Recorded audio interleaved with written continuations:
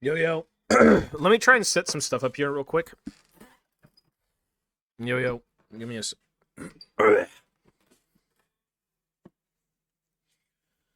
Okay, I need chat. Lose weight, please. Lose more money in your wallet, please. Donate. Thank you.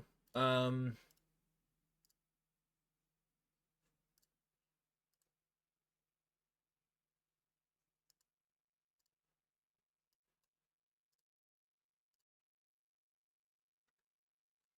Okay, this is the right channel.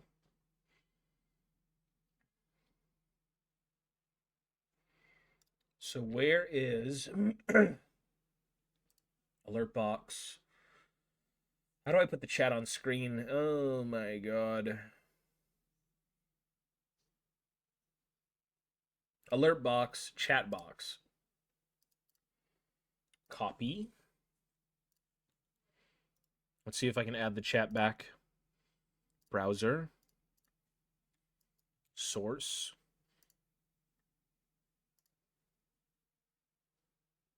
Can you guys spam type something?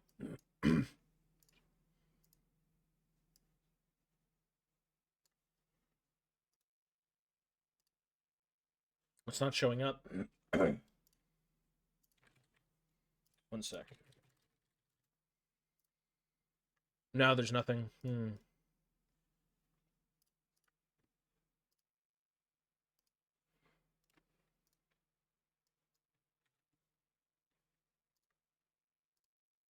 Now try.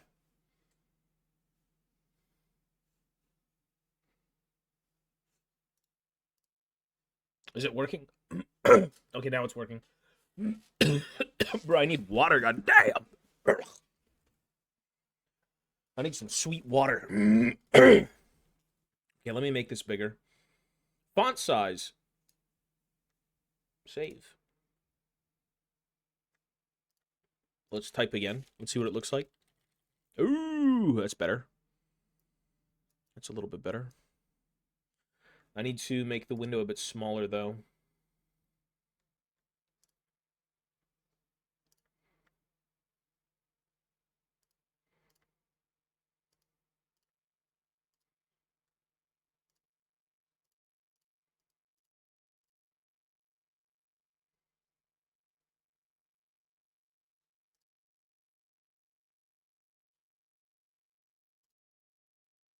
Yo, yo.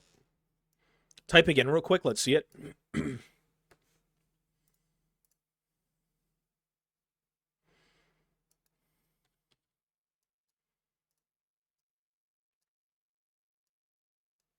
How's that look? Is it better?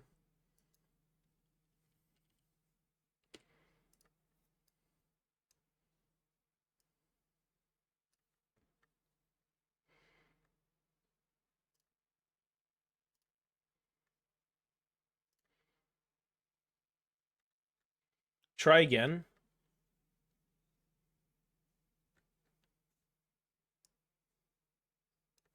I think box looks better with the background. Maybe I should make it larger, but I think that looks the best. To me, that looks the best. Okay, all I'm going to be doing on this stream, I figured I'd get on, is I want to go over the new releases.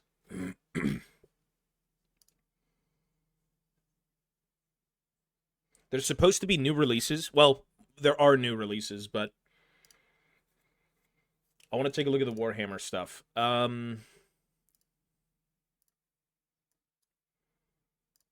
So let me pop this out. Good. Close this.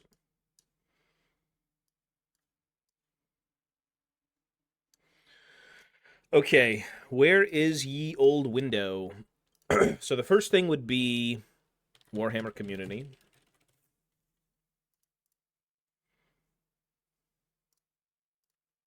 The Warcom. And then we also have Games Workshop.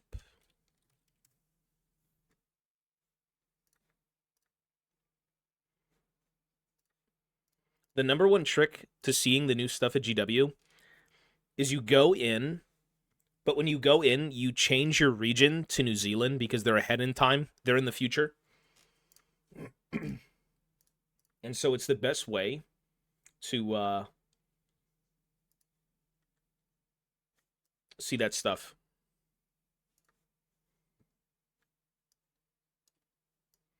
Samuel, thank you, man. Yeah, alerts aren't really going to work here for a bit, but thank you, bro. Okay. Make it smaller. Yo.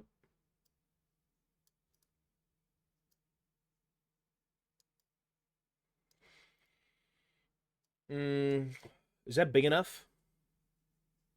I think that's big enough. Bro.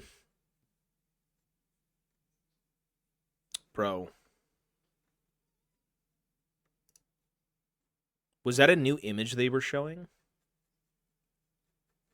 No, same stuff. What's wrong with the background? Oh, it's because I blew it up. What? Oh, it's a second screen. There we go. Okay. Europeans say America isn't safe and living in America is bad. What's your opinion?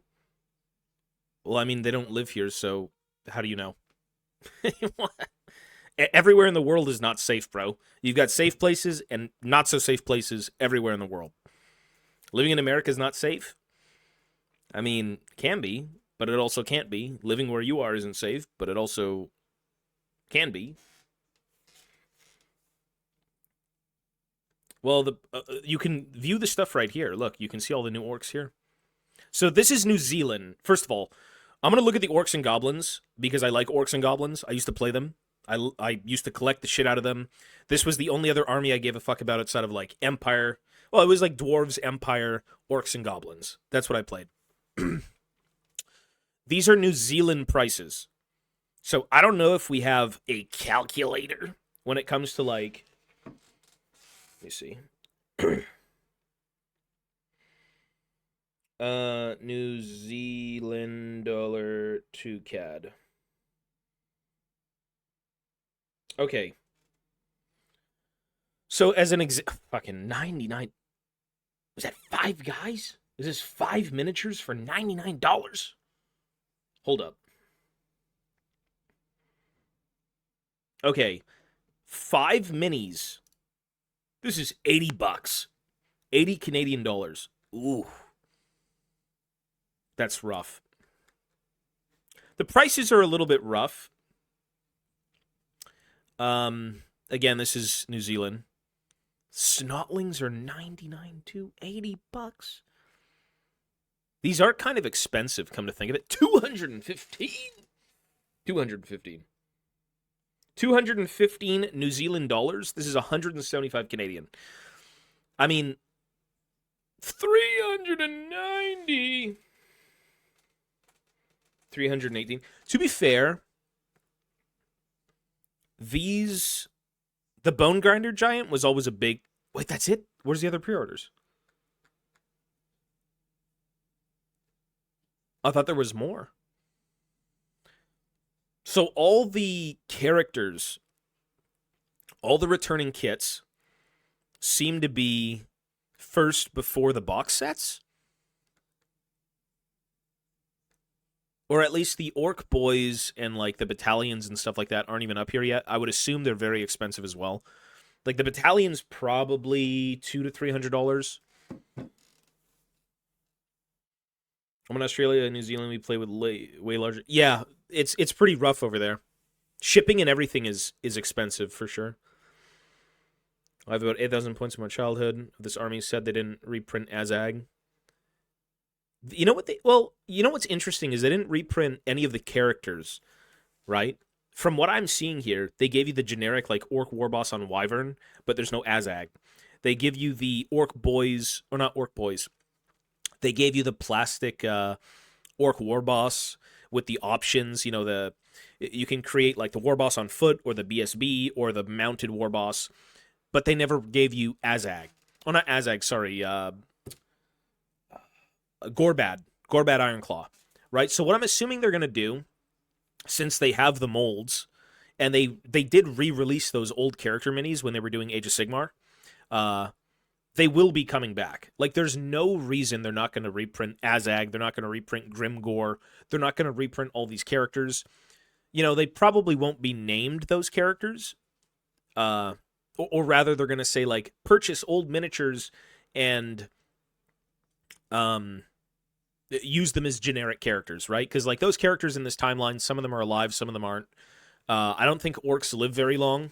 I'm not sure their lifespan, but the faces look weird. Living in EU is safe in some places. Living here is safe as well.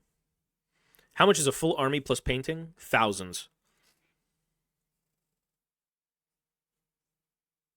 Well, we're talking about reprinting characters. These aren't really characters, right? I'm talking the named characters. These are more of like the generic, you know, you got like Goblin Wolf Rider bosses, Night Goblin Shamans, the old giant, the older giant they're bringing back past that, you know, the old Night Goblin bosses. None of the named characters are getting reprinted. They did say as well, though, they're bringing back the Stone Trolls. They're bringing back everything, right? Like, even though some things here are for pre-order, there's going to be so much more. Well, sorry, I meant to say named characters. That's what I meant. The named characters, the ones that actually, you know, you don't look at this guy and you're like, oh my god, it's Snottooth Stinkwagon, the fucking goblin boss. Oh, he's my favorite from the 80s. We're talking about the characters, like the named ones. But I mean, these prices, shit. 60 New Zealand. 60 New Zealand to Canadian is $50. $50 for 3 of these guys. Ships from the UK.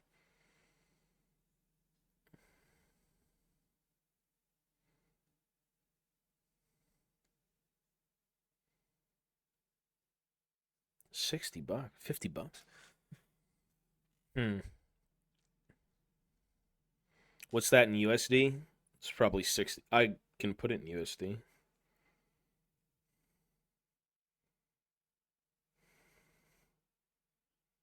United States dollar. $36. 36 for 3 characters. 36. These are cool sculpts, though. I remember a lot of these guys were kind of, I think way back when you got 2 per blister pack, and now they're just selling all 4 of them outright. So what I'm thinking is when they do the dwarves, this is exactly how they're going to sell you them as well. They're going to sell you 4 dwarf lords all together instead of like 1 by 1 by 1 by 1, you know? Yeah, you'd get one on eBay for this price. Exactly, you would. So this is, compared to like scalping and eBay in the secondary market, this is pretty good. All things considered, I think the biggest win of all these things would be like the old Forge World stuff, right? The titty troll hag with the big boobs, you know, stuff like that is like, this is rad. This is the coolest shit.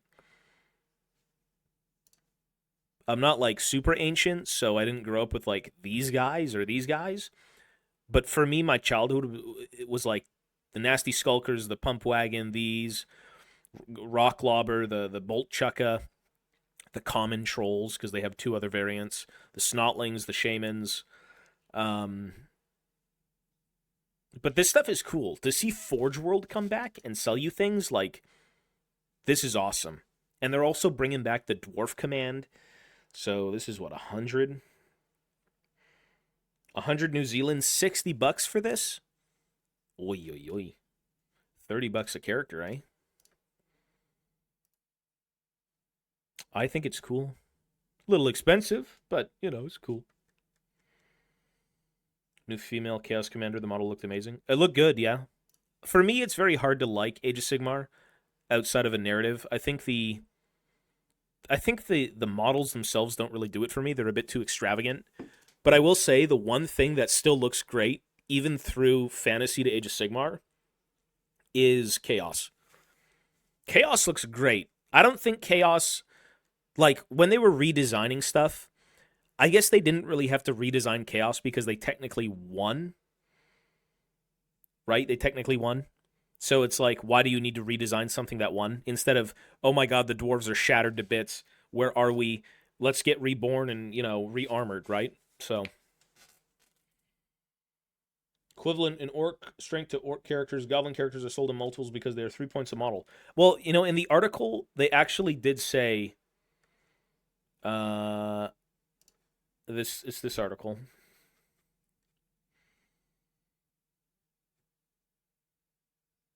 I think there was something here that said, like, 5 more sets of Mighty Dwarven Legends made to order. These include a set of 5 metal lords, 3 metal runesmiths, 4 metal dragon and demon slayers, 1 metal dwarf queen. So this is the only reason I had figured that, like, they'd kind of sell you them all together. But everything here seems to be grouped up. You don't just get 1, you get 3. You don't get 1, you get 4. I mean, for God's sake, they're selling you 2 trolls instead of 1, right? The older blisters of trolls, I think, used to be just 1 troll. You got a troll for like $20. I can't remember the last time anyone even cared about the common trolls. I've always liked them, but to me, they were always overshadowed by, like, the river trolls and the stone trolls. Because these are the common troll. They don't have anything extravagant about them. They're just stupid and they hit stuff. They're not like the rock trolls or the stone trolls that I think have magic resistance, or the river trolls that are harder to hit and throw up on you and crap like that. No one really bothered with these guys. And I think the last time they even did anything with this troll was during one of the box sets, the Battle for Skull Pass. They had like a generic common troll killing dwarves sold at the same time. Well, we'll see. I guess we'll see. I mean, they do sell you an orc shaman for $30. The dwarf minis are a little bit smaller than this. Like, still chunkier than a goblin, but who knows? Yeah, I mean, there's not really much here in terms of pricing for the other stuff. Yeah, they didn't throw in the battalions. Actually, let me take a look. Because Bretonia had a battalion. Oh, Jesus. 515, man, they went all out.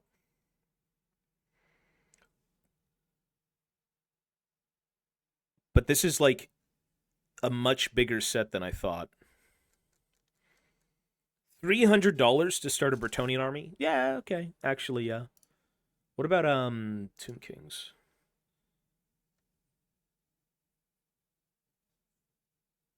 I mean, if you really factor in, let me go back to that. So $300 for this whole box set, right? You get, I don't even know how many that is, 5, 10, 15, like 20 peasants, 20 peasants. Maybe it just tells me. 76 miniatures. You get a lot of minis for $300. Honestly, this kind of reminds me of like the old big box sets they used to do, where they'd label it as like Dwarf Army, Orc Army, Space Marine Army. They used to have these big box sets that would do stuff like this, but for $300, 76 miniatures, including a Lord of Bretonia, Knights, Bowman, and more. Background rules, huh? I mean, for $300, this probably is a better deal than what you'd ever get, to be honest. I'm not going to sit here and be like a GW shill, but if you were to piece everything out separately, you'd probably be spending more.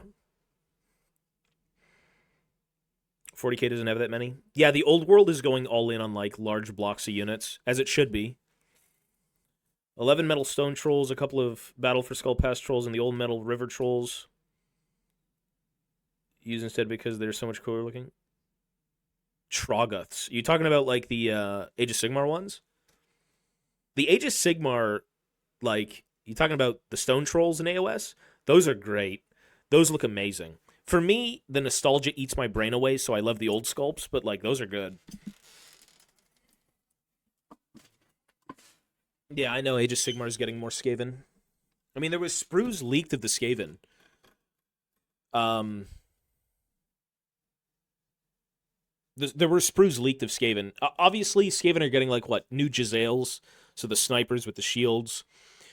They're getting like a rattling gun thing platform that is pushed by slaves. They're getting I don't even know what you call a rat leader. What's a rat leader called? A warlord.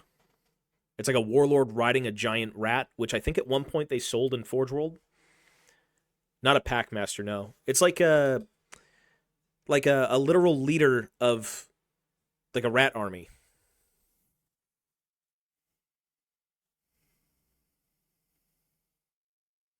Skaven warlord, something like that. Um, no, they're not destruction. They're chaos.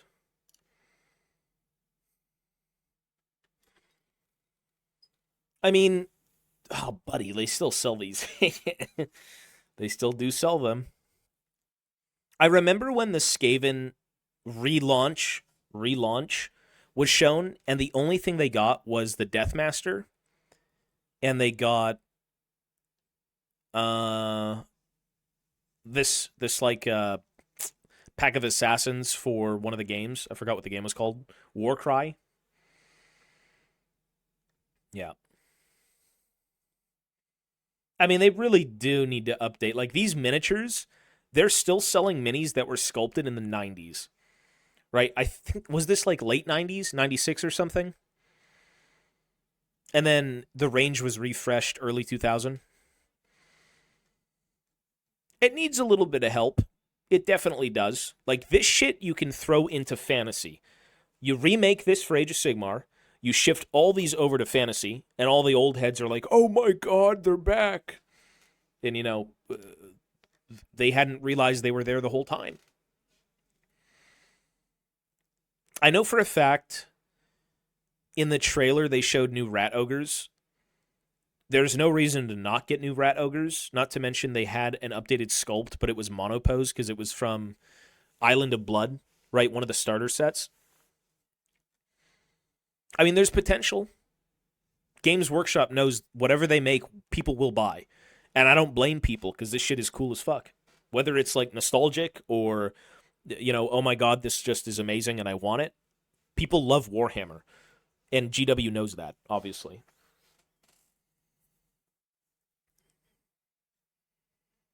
Uh, I mean, they're a product of their time in terms of sculpt. Yeah, they're not my favorite. I think the thing about these sculpts is they're objectively worse than the other sculpts, but there is a charm to them because they are part of a time period where, you know, a lot of people's memories are kind of intertwined with. I'd say this is more of a nostalgic thing, right? Than like, oh my god, I need to go down to Games Workshop and buy out the Night Runners. But nostalgia's good. These were updated. Oh, this is just new. These were all new, actually. Not even updated.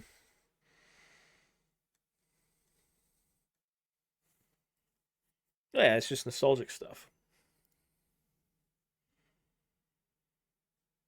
Well, they do stand out. Well, here's the thing as well is everyone sculpts differently, right? Like let's go take a look at this. Speaking of different sculpts, um, this is digitally sculpted, right? This was everything I think GW does now is digitally sculpted. Traditionally, you know, you'd sit down with like clay, green stuff, and you'd fucking work your little tools, and you'd sculpt things. These were all hand sculpted way back when. Juan Diaz did these. He did these. These were kind of the newer ones. These were probably digitally done, but dear God, they're fucking amazing. Like holy smokes, they look great. Um, but the number one thing is everybody's sculpting. Everyone's like design is different. You know, I'm sure they're given guidelines that they need to follow. I'm not someone who works in that industry. I don't know exactly, but I'm sure you're given guidelines as to how far you can do stuff, and then you need to get it approved and all this crap. But obviously, these look much different. Like the Warriors and the Rangers and Quarrelers, Thunder, whatever. These two look the same because they were sculpted by the same person. I mean, these kits are interchangeable. You could put torsos from this kit on this kit. They were designed the exact same way, sculpted the same way. And then you get to something like this, and it's like, wow.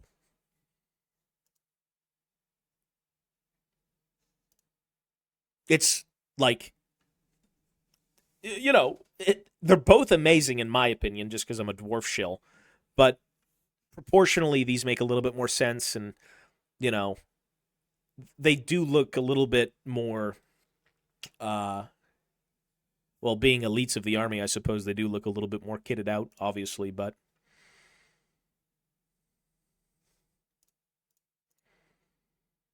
when it comes to keeping consistency in sculpts, things do stand out because, again, different sculptors, different times, digitally sculpted, hand sculpted back here, right?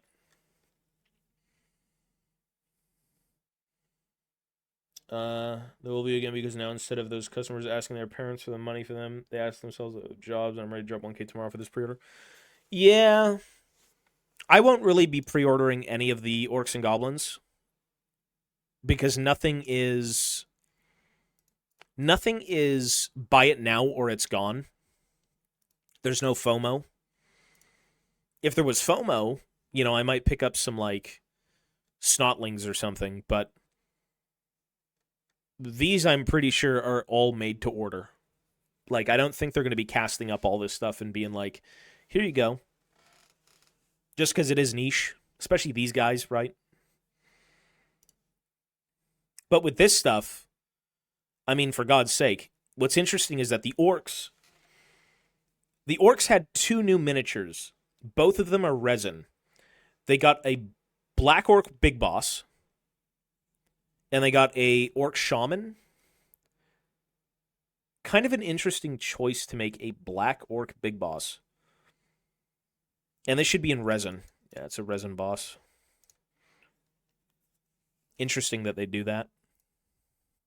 Looks good. But then it's weird because you look at this, and these are in plastic. So maybe I guess they were just anticipating like, oh, there's more dwarf fans than orc fans.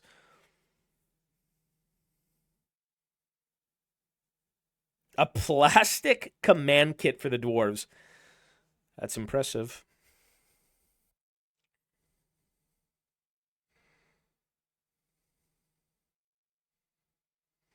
Well, it's interesting that they'd make it for... Well, because they're essentially... So here's the thing. The Black Orc Big Boss already existed as a miniature, so they're essentially making another miniature. Not to mention they're also doing another Shaman, which already existed. You know what I mean? Whereas when it comes to the dwarves, this is something brand new. Like, there was the unreleased dwarf kit ages ago. That was slated to be this exactly. It was supposed to be plastic shield bearers with a BSB, with all these other bits. And that was canned. And so they went back on that. They're like, you know what? We at one point wanted to do this. Let's make it better. And they did. They made this better. It's, again, interesting because they already have this, right? They have the Black Orc Big Boss with the shield. And he's got like the Bane mask with the 2 tusks. Would it be better if resin? No. You typically don't want to work with resin. It's not that it's impossible, especially now that they've got like really good castings and the molds are great. Like, if you were to purchase this, you'd probably barely clean it up and it's done. But typically you want plastic. Plastic is more fun. You can work with it easier. There's more things to do.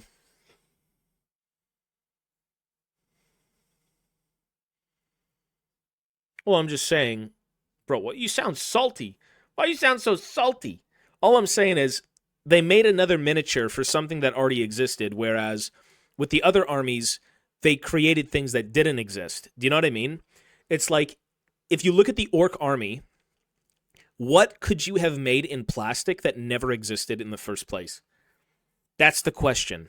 What could you have added to an army that was never a thing, and now you can make it a thing? Like the Tomb Kings, a great example is they made a new character, right? The big fucking necro bone lizard dragon. This shit never existed. What is this? Nobody knows. But it's brand new and it's fresh and people love it. So I'm just thinking in my mind, what could the orcs and goblins have gotten instead of what we got? That's all I'm saying.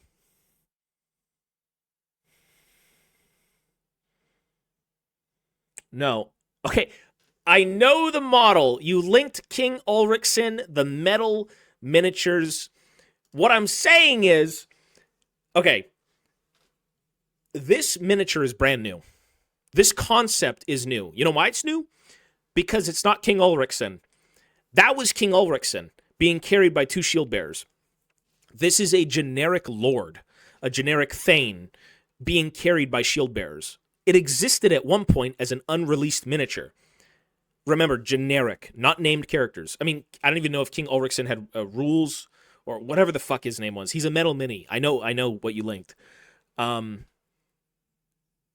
they had never given you a plastic, counterpart to it. It's different.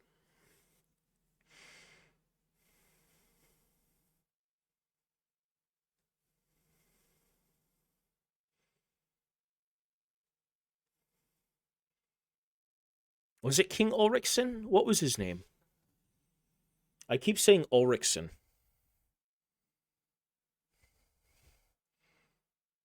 King Ulrichson Metal Mini. New Zealand dollar King Ulrichson Metal Mini. No.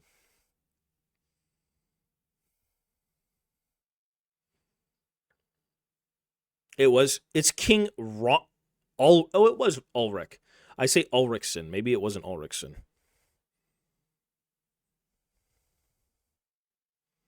Maybe they should have just generically named him.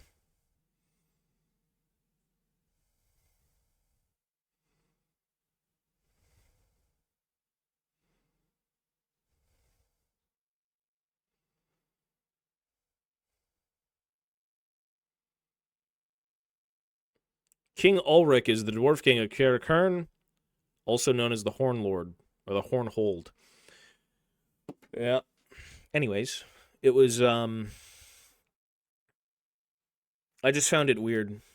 What did they do for Bretonia?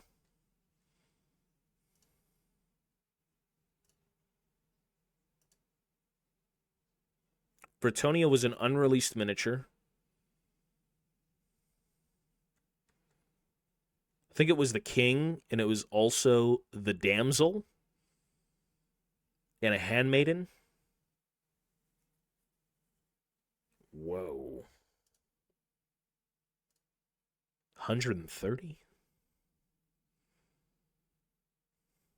Yeah, Ronaldson. Yeah. I mean, to me, okay, that's kind of funny. Here's the size comparison of your new Bretonian next to a Space Marine. It's just interesting that, they do kind of go back on older ideas. I mean, some things I'm sure are sitting in the vaults of Games Workshop just waiting to be released, but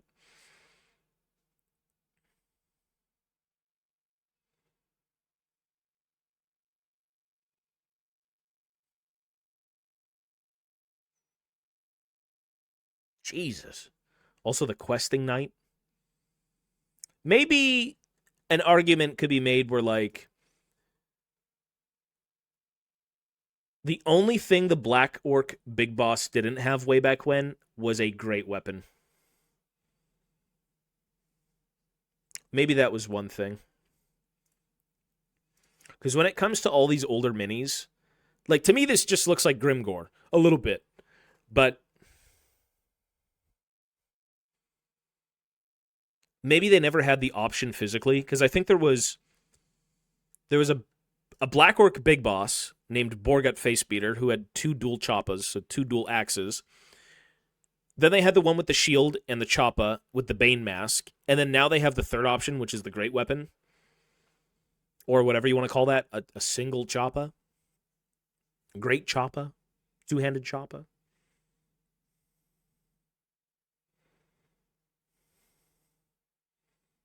Maybe that's it. Who knows? I'm lopping off the head of a Mega Gargant and putting it on the bone grinder.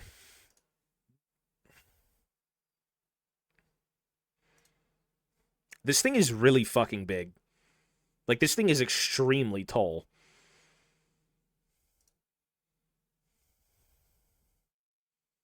I'm surprised they don't put a miniature next to it just to show you how big it is. Because this thing is pretty fucking massive.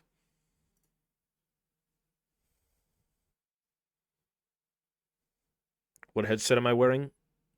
I don't even know. This is my girlfriend's. It's not mine. I don't know, bro. This has like LEDs.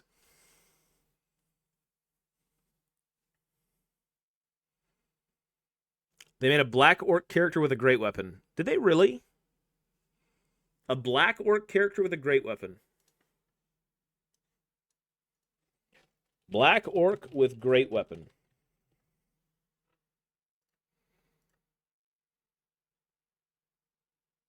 I don't think they did.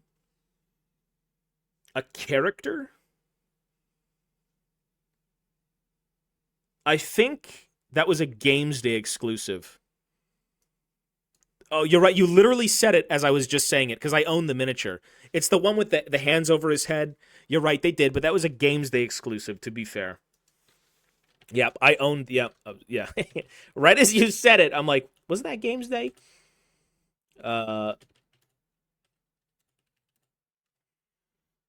Yeah. He was cool. I don't think he'll ever come back.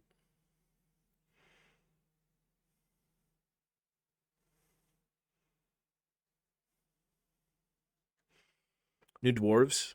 We got a bunch of new stuff, yeah. I mean, here are the new dwarves. I wanted to talk about this stuff anyways. Dwarf warriors. Lovely. The best. The goats. $80 for that guy on eBay right now. I have one somewhere.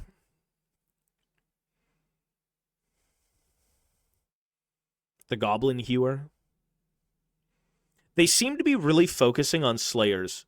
Because, I mean, they're literally giving you young Ungrim Iron Fist. And they're also bringing back Malachi McKayson's Goblin Hewer, followed by Doom Seekers and all these other, like, Slayer models, which to me are the best. But the Doom Seekers were cool because they were from the Storm of Chaos campaign, which is like a previous End Times or something. And when Karak Kadrin comes to join the battle, these guys kind of show up. And they're cool. Also extremely expensive on eBay because everything is expensive if it's sold out and ancient. Krieg stuff? No, there's no Krieg.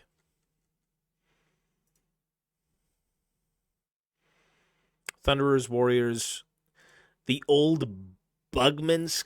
When I saw this, I was like, why are we bringing this back? This is a bit fugly, no? No disrespect. There's something, I think I like the cart and the pony, but I don't like the look of Bugman. Like, even with a great paint job, to me, it's a little bit dated. It's a little old. But it's got charm. You know, it's the whole thing about Warhammer, the old world, is more of like a nostalgia trip. You know? It's still cool to have, and I think the coolest part about it is it's probably going to be a playable unit in the game, right? Like a little buff shrine. It's like, holy fuck, protect the beer cart, right?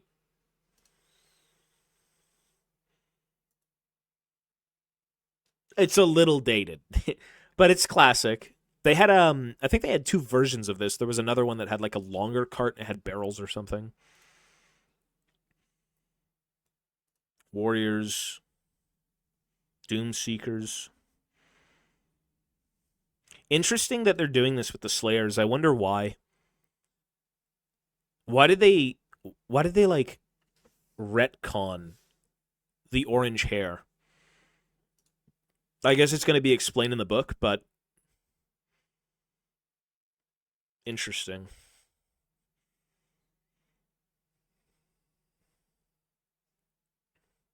I mean, fucking Ungrim's a unit, bro. A fucking unit.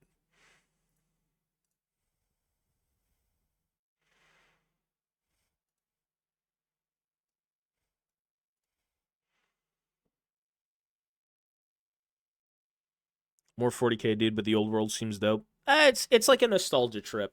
It's like all the old people who were like, Age of Sigmar sucks cock. Yeah, I mean, I'm not gonna sit here and love Age of Sigmar forever, but you know, for me, Warhammer was always Warhammer Fantasy. I grew up doing 40k, Lord of the Rings, fantasy. You know, I still love fantasy the most of all of it, but you do something is gone. Like something in your heart is definitely gone when they can the entirety of fantasy, right? And then I don't know, 8 years later, 9 years later, maybe 10, I can't remember the last time fantasy was around.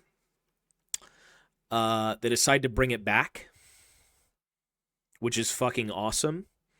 Because realistically, the hardest part, I suppose, would be like finding room to create this stuff again. Because they have the molds, so it can be done. It's just, how do you have the space to keep creating, you know, more minis, right? Like these are still in production. You can still buy these. These are being reproduced. This was already in production. These were always in production again. So some of this stuff, I mean, brand new, fucking brand new. Now it's grown on me. I think the number one thing about Age of Sigmar that I just can't get around is the aesthetic. It's a little too far-fetched for me. I like the classic look of things. More narrative wargame experience than 4-page rules of AOS where everyone is a demigod. Well, Age of Sigmar for me was always just a fun gaming experience. Like, Age of Sigmar was never... Like, if you want to talk about sweat, 40k is the sweat game. 40k is where the grease lives, right? The shit, the scum under the kitchen sink, the grimy, nasty sponge you forgot about that was caked in fucking old craft dinner. That's what those players are. I'm not saying all of them, but 40k is greasy. Compared to, like, Age of Sigmar is like, oi, lad, you want to play a game? Let's roll some dice and have a point. Oh, fuck, I lost. Oh, well. That's kind of the game. 40k is a little bit more, you know, like, oh, but I have an inch here. Like, I can shoot you. 2s on 2s re-rolling. Yeah. Age of Sigmar is a bit more casual from my experience. And I like that. Because, like, I mean, it is subjective and it depends on who you're fighting, right? At the end of the day. You could be fighting the biggest wanker or the biggest non-wanker. But I've noticed a lot more people in 40k be just a little bit more competitive. I've had games in, yeah. Not of the old world, no. But I've played, fuck. What edition of 40k are we on? I can't remember. I played around the start of the latest 40k edition. Filming the game this Sunday. Yeah, I haven't played anything just because I don't have my stuff here. 10th came out last year, so that's what I played. I used to play fantasy. I used to play a lot more. I think now I'm more interested in just like hobbying. Being able to create cool things instead of just like making something for the sole purpose of playing it, you know? Yeah, it's cool. I'm assuming a lot of people are playing Tomb Kings now, especially with the re-release. And I mean, they're one of the first supported armies. Like, this right here is crazy to see. All this shit, they even got Cetra coming back. Like, I mean, I guess he'd be around for God knows how long.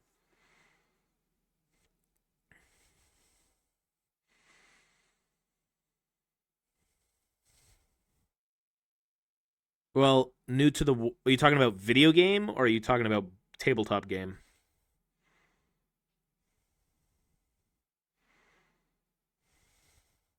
Oh, video game?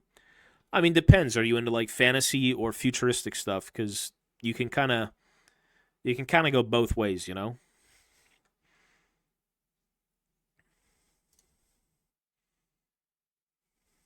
Gifts. What does Games Workshop give me as a gift? Oh, these are gifts for people. Old World it is. Well, you'd want to play Total War then, yeah. Needs to bring back Mordheim. Bro, I still have the fucking old dwarf sculpts from Mordheim. Those are sick. I love the little like bits and bobs and weird things you get. You get like little torches and fucking daggers and flintlocks and all this crazy shit. They should bring it back though. That'd be dope. That'd be really cool. Because I mean, here's the thing. Do you think if they bring back Mordheim, it'd be a niche within a niche?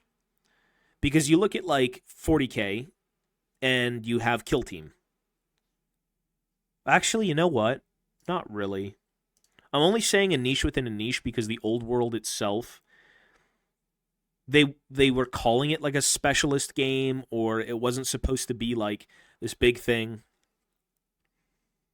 But it still is here as like 40k, Age of Sigmar, Horus Heresy, Old World, Middle Earth. Same niche as Necromunda. It's a pretty big niche.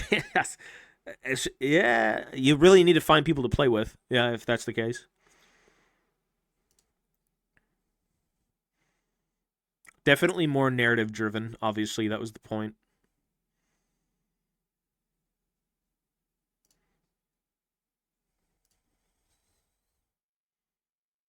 What is Warhammer Underworlds? Is this like a board game? This is like a tile board game?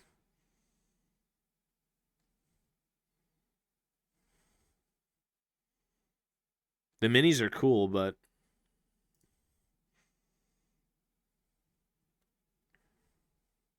Warcry, Cursed City.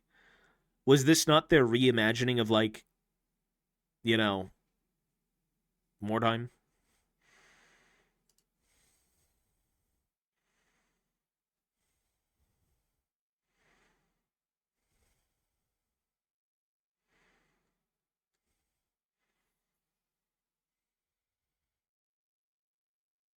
Using some Warcry models for Night Goblins. They're good.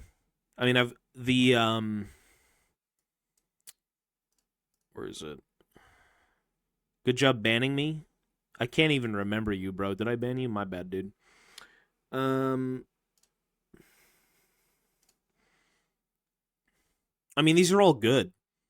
You could use these in any army. Like, they're good looking. I mean, for God's sake, these are chameleons. They look great, right? And you've got, like, little fucking pterodactyls and shit running around. Like, you can easily use this stuff in Old World and anything. It would work. I mean, some of this stuff is a bit too far-fetched for that, but the thing about the aesthetic of, like, Night Goblins is they never went back on it. They just kept going forward and making it better and better and better while keeping like the core of its look.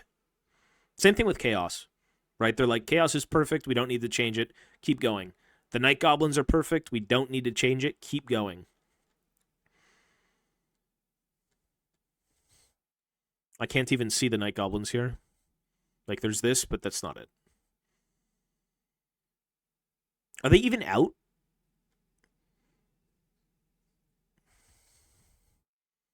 Donations working? I don't... on second channel donations on this stream, I don't have alerts, but I can check.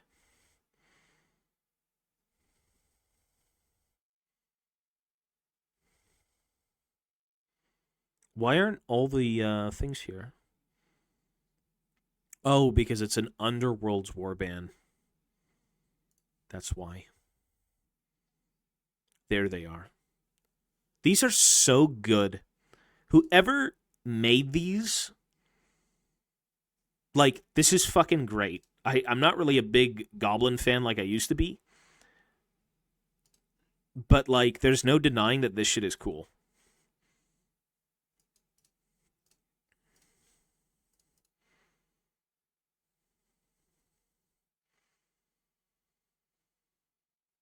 Curse City was supposed to be. I have no idea either. I think the biggest thing is that when it comes to board games, those are even more of a niche, right? Like, you can sit down and play a game of Age of Sigmar. You can sit down and play a game of 30K, 40K, Old World. Super easy to do. But when it comes to playing an actual board game like this, I mean, I guess that's like an entirely different beast, you know? And again, a niche within a niche.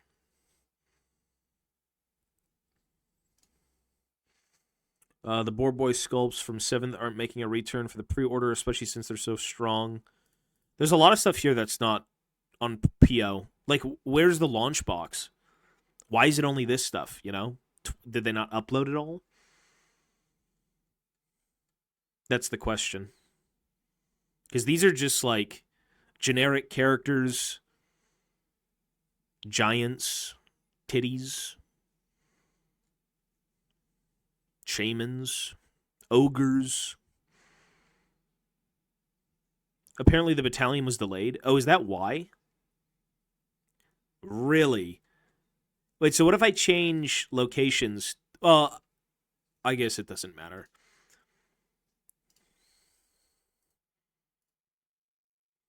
Yeah, they're not here yet. Coming soon! Huh. Wait, that means a lot of shit must have been delayed. Because they said the generic boys box, everything is supposed to make a return, so it's a matter of time, I suppose. That's kind of lame, eh?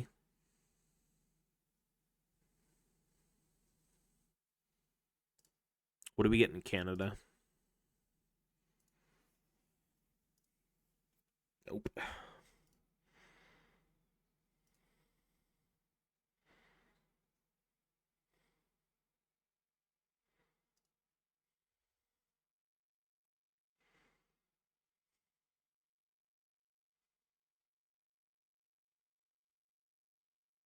It's kind of dry on the pre-orders. I don't really see anything.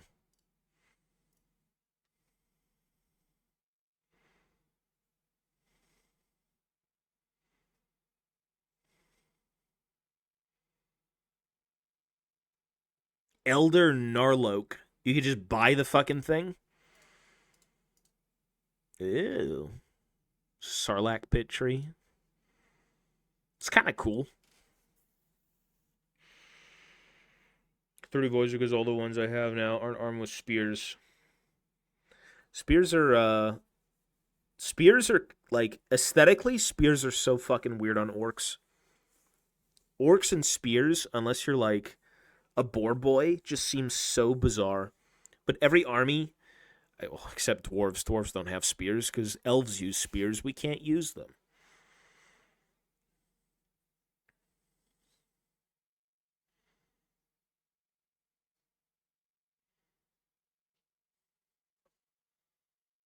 Terrain kits. I mean, you're talking about like the Empire kits because those are the Empire fucking like buildings kits are insane. Those are so cool. I don't know if they'd ever do that though. And then they had like the Forge World ones.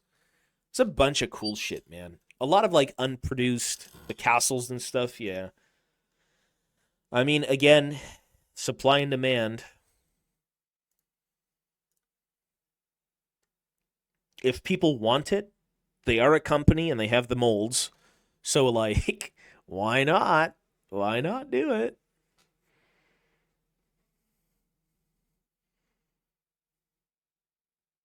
Your local store.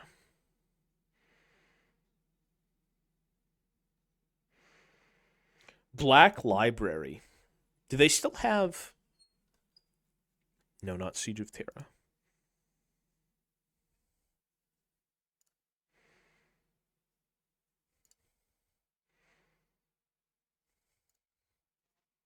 Wonder if they're still selling the EU paperback.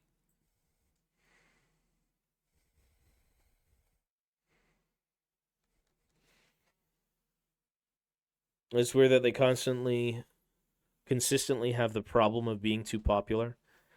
I mean, this stuff is like, I mean, these guys make money. GW like oozes money when they do stuff like this. A lot of people buy this stuff. I mean, fucking day one, Tomb Kings is gone. Everything Tomb Kings was gone day one. Pretty sure Britonia as well, gone day one. And this is in New Zealand, so a little bit different.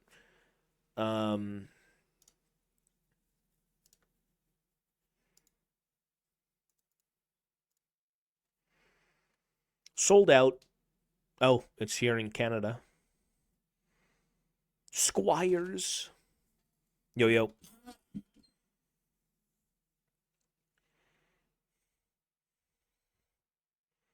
Mounted yeomen. Battle pilgrims. People love this shit, man. You know, the one thing that did save the old world, 100%, the one thing that brought this back was Total War. All thanks to a video game did this whole thing come together. Yeah. Which is insane.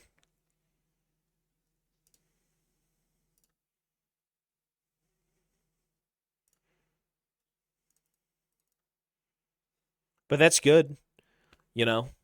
I guess it really needed a boost like that in popularity to really show everyone what the old world was.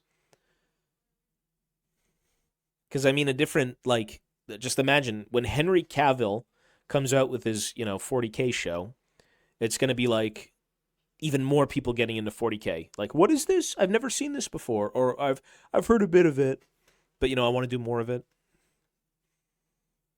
That show was cool. Total War Warhammer again? Maybe. I mean, I could do it whenever, but I just don't really want to play it right now. That's why I'm not doing it. I'm just salivating. I'm waiting for the fucking releases. I'm waiting for these to come out. Because the thing about Total War, for me, it was more of a replacement because I can't be doing the hobby. You know what I mean? I love Warhammer Total War. Amazing game. I think it did justice to this universe and brought in everyone and, again, revived the whole franchise. But, like,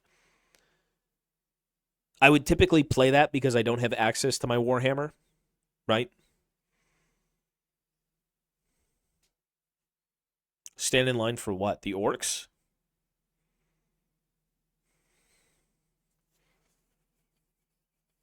I think I want to make it for the release of these in person. Typically, I'm like, oh, I'll just pre-order. I'll do this. I'll do that. But Jesus Christ, the last time I've been to a Games Workshop to purchase Fantasy Dwarves was when I was a kid. Like, or maybe not when I was a kid, but like ages ago. You know, Fantasy Warhammer is better than 40K. Well, that's extremely a subjective take. Because a lot of people here, I think, would agree 40K is infinitely better, but that's a subjective take as well.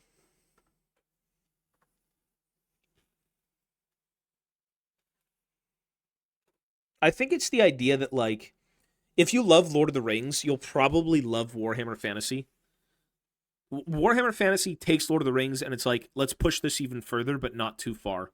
Or maybe not, they do push it pretty far, but not out of the realm of, I guess, comparing the two.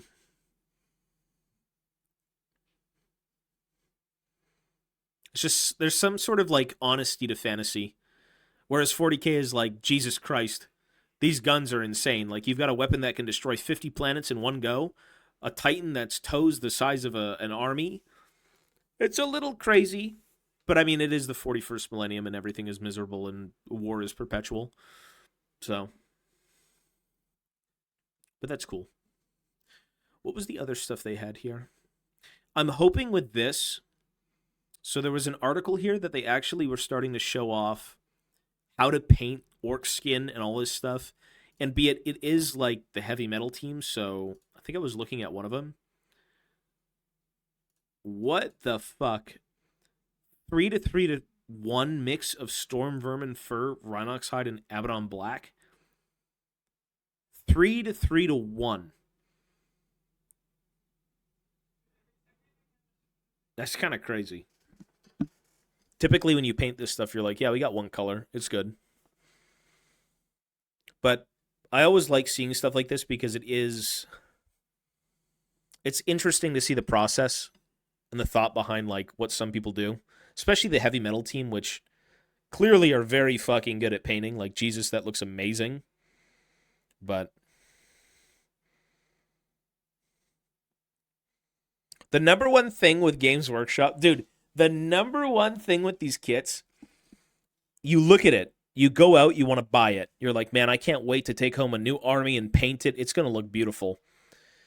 You look at the box art for inspiration, everything comes out great in your mind. And when you try to paint it, you're like, man, this don't look anything like the box art. What am I doing wrong?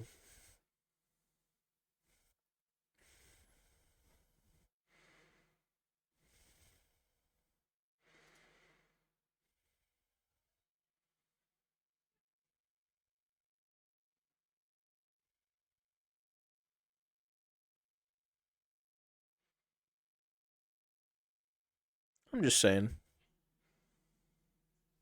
It'd be cool to see these. I don't even know what you call them. What do you call these things?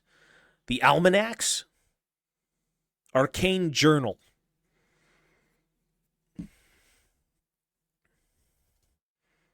I'm really interested to read the dwarf one. If you post it in the Discord, sure, go for it.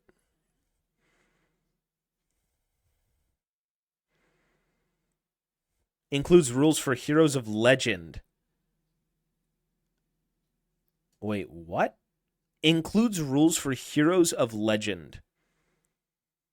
Heroes of Legend is in like you can use the old characters? Is this book out? Temporarily out of stock. Does anyone play Old World and have one of these books? For like Bretonia or the Tomb Kings? Because I know the initial thing they launched with was Ravening Hordes. Why don't these guys have one? You have the Tomb Kings one? Where is the Tomb King? Oh, it's right here. The Arcane Journal. You have this one.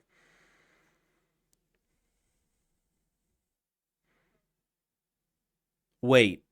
Am I stupid? Do you need this book and the other book to play Tomb Kings? Or any army? What was the point of this? I thought this was the initial launch rules for the game.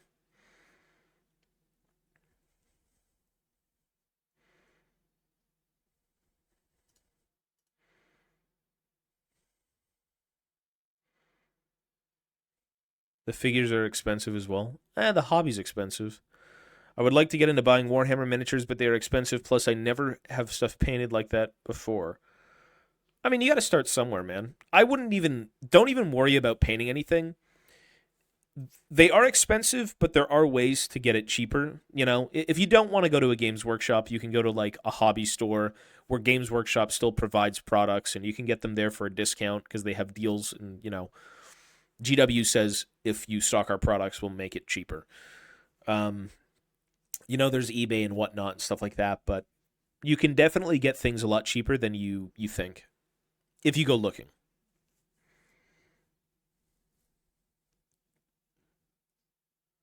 In the Arcane Journal. Oh, the Grand Army list is in the Horde. Is it really? So you need both books? If you want the rules to everything, you need both books. It's kind of schwanky.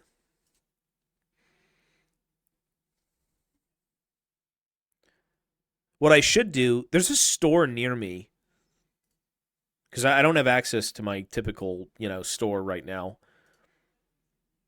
The only thing I'd even consider in that case then is picking up this. The Forces. What? Fantastique? Is this French? The French have a book in French. Where's the English version? Forces of Fantasy. So these are the good guys, right? Like the dwarves, Bretonia, whatever else they're doing. The Dwarven Mountain Holds. Yeah, Giga Chads. Local store I go to sells everything at a 20% discount. Yeah, they do. And it's a Games Workshop thing, too, where they're like, if you want to go to a different store and purchase our products, you can get it discounted. Because here's the weird thing. Listen to this. I go to a Games Workshop. The address is like Yonge and Lawrence, the streets. Yonge and Lawrence, it's in Toronto. That's the one I go to. Down the road, less than 5-minute walk, is a gaming store that sells Warhammer for a discount. So you go up the road, you go to the Yonge and Lawrence Games Workshop store, or you go 5 minutes behind you and you get discounted Games Workshop. That Games Workshop is putting in there.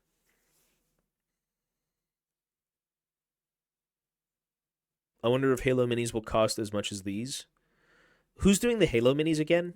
Wasn't it some Mantic? Did Mantic get the license? I go there too. Well, I rarely go there, but when I go there, the manager's really cool at that store. He always talks like life and whatever. Well, if they do have this locally, I wouldn't mind picking it up and just reading through it, because it's been a long time since I've even done fantasy. I love it. It's my favorite universe, but I would assume this also explains currently what's going on. Mantic got the license. That's cool. Halo. Interesting. GW. Yeah, 401 Games. That deal we were trying to get going, it fell through because I just wasn't in my other place well enough. It sucks because that was a cool gig, but, it's okay.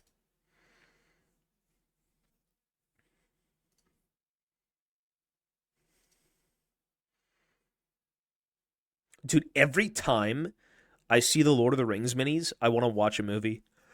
I want to go back and watch Lord of the Rings.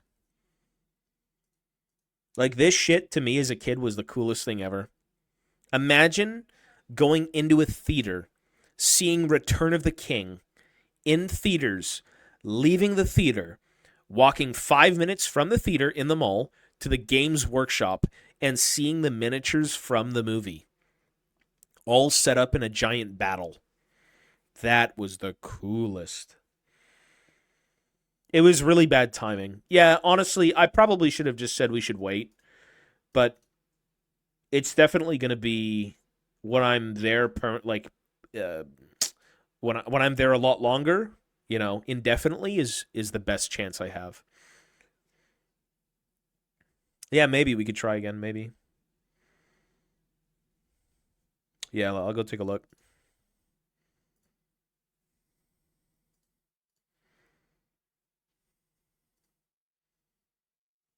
Oh, yeah, those are really good, eh? Yeah, that fucking Squig Boss. That Squig Boss was a really cool mini. It's crazy to think, too, that, like, the minis that are in Age of Sigmar still look really good in fantasy. Yeah, those are good, man. Looks good.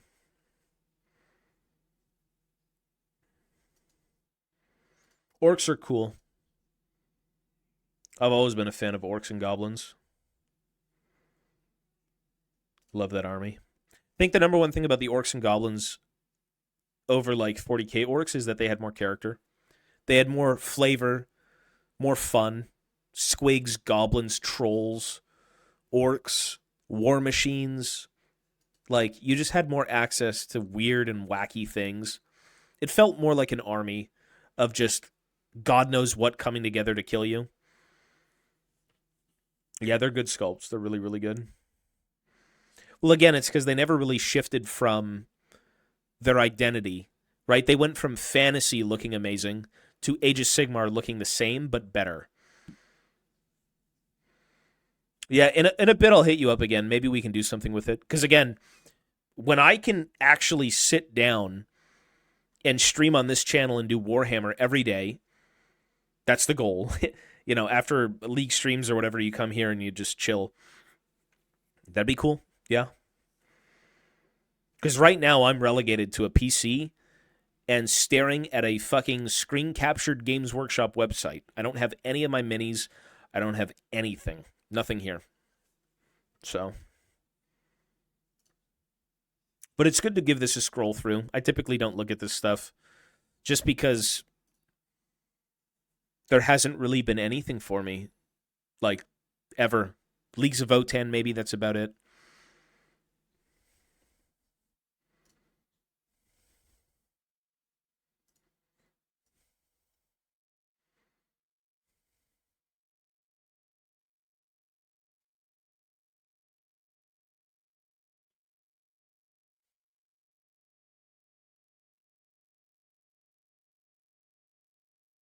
I'm going to get the book.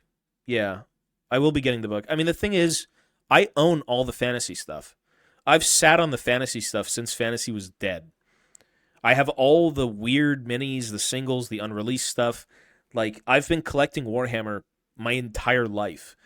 But the new sculpts are amazing. I'm still going to be buying them. Like, I will be getting I'll be getting them. Like, I own hundreds of these Dwarf Warriors. I have so much of this shit. But yeah, I'll be buying this. I'll be buying these. I'll be rebuying this. I own one, but I'll get another one for something. I don't know. Like, I've got Thorax, plural Thorax. Yeah. I mean, dwarves, the problem with dwarves is that they don't have variety. Dwarves are very stagnant. What they want to do is the same fucking thing every game, right? There's no. They lack a sort of like flavor. Whereas I think now, when they get their updated units, they'll be a little bit more interesting, right? Like the Doom Seekers, I don't know how they're going to perform. I don't even know how they play. Are they like fanatics? Who knows? Maybe they're exactly as they were before, which I can't remember. But I mean, there's no mucking about with the dwarves. You see them, and what they do is exactly what they do. They walk towards you, they sit on objectives, they shoot the shit out of you, and they just don't move.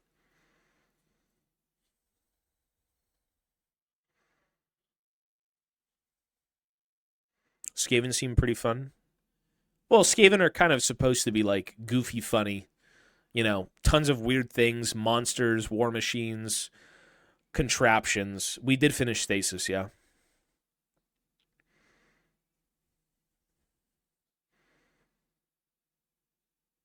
I thought the standing and shooting as a charge reaction contributing to combat resolution of the charge plus not having to take the -1 to hit penalty to hit from standing and shooting too.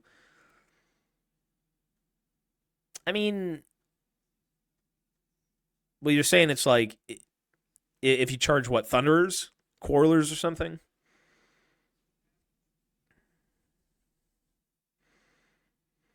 Yeah. If there is anything to dwarves, it is like super stat check heavy. Whatever they do, they need to be better at it. Because again, they're extremely blunt and very straightforward with everything. There's no tricks. There's no like sorcery or you know, goofy shit going on with the dwarves. So, I don't know. I haven't played a game of fantasy in so long. Stasis, I said, was 9 out of 10. You know, the worst part of Stasis, funnily enough, was the ending. It's not that I was disappointed, it's that it was too abrupt. I think it was a fine ending, but it really rushed it. Like, do this, the end. It's like, what?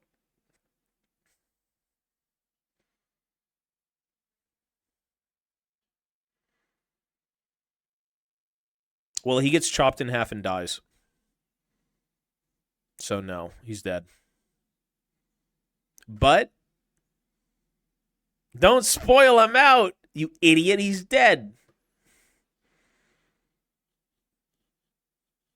But that is a lie. Actually, that is a lie.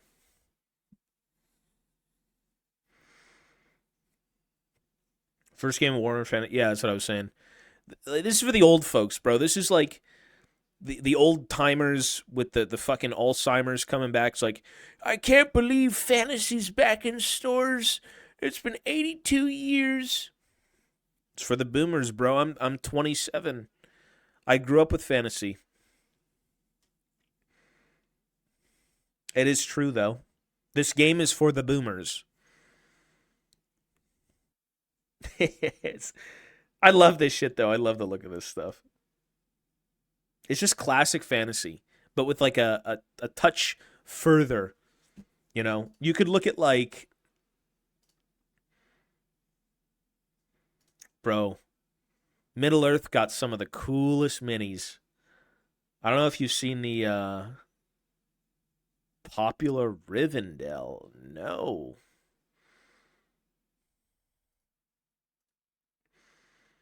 Like, you look at this and you're like, okay, classic dwarves. Lord of the Rings. You never see these guys in the movies, but they were there because they're all dead. Classic dwarves. And then you look at this and you're like, it's the classic dwarf, but it's better. You know what I mean? It is better.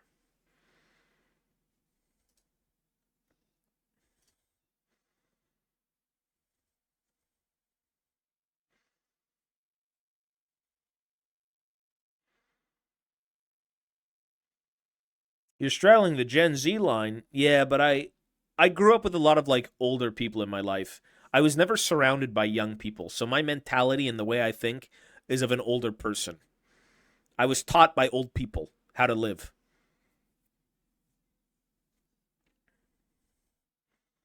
I hate the namesake model for their magazine is just default slayer.exe. We talk about Grombrindle? Wait, where do you find that mini? Is it White Dwarf? No. Where do you find it?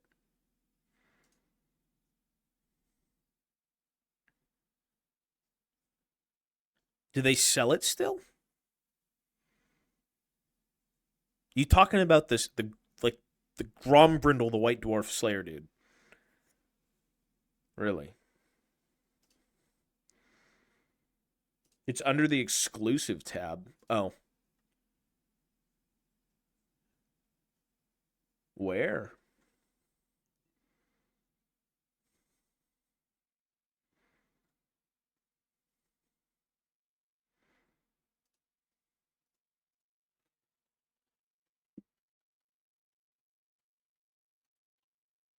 Oh my god, there he is. This is the elusive buddy. This is such a travesty. You're right, they still sell them. You got them dwarf toes, brother. Yeah, this was the old Slayer. This was the old Dragon Slayer they released that was in plastic. And it was such an amazing sculpt, but they just wanted to keep it as is. But I mean, Grombrindle does show up in the form of whoever when, like, meeting with his people. So I guess this is his form now. Well, not forever, but, like, this was one of the forms he took. I play Chaos Space Marines and the new Chaos Lord looks pretty good. I thought it looked all right, yeah. Yeah, I read that book. It was good. Yeah. The first thing he did was show up as a Fire Slayer. My favorite one was with the when he showed up as the old Longbeard with the brewery. That was cool. And he had like the whole basement thing with like the undead dwarves and the night haunt and all that crap. The brewery book, yeah.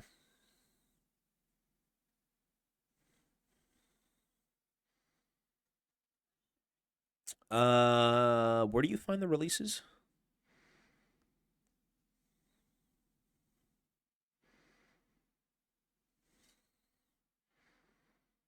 Where are the Chaos releases? Oh, these guys. Yeah, this looks metal. You know, I used to play Chaos Space Marines way back when. I thought they were always dope. To me, I will always prefer Chaos Space Marines to regular Space Marines just because they look so much more cooler. And that's not like the edgy kid in me. It's just I think they do look cooler. But I can understand the whole like honor and for the emperor, humanity first. You know, fuck these guys, you betrayed us. But I think with Chaos, there's just more flavor. There's more going on. Bretonian Knights to explode clan rats. I miss my old world. It is coming. Well, this is an edgy army. Yeah, for sure. I mean, Night Lord's obviously very fucking edgy, right? Very edgy, but I'm not really I don't really care for Space Marines anymore. I mean, you know me. I like this is shit I like. Look at this. This is great. Old stone trolls from my youth. Snotlings from my youth. This is not from my youth. This is like when I was I wasn't even I wasn't anything in my dad's ball sack. I wasn't even a thought. That's too old. This is too old for me. This one I was around for. I was around for these. I owned one of these. 1993. I was born 3 years later. What about those new Votan? Who are the Votan guys fighting? Oh, they're right here. Kill Team Termination.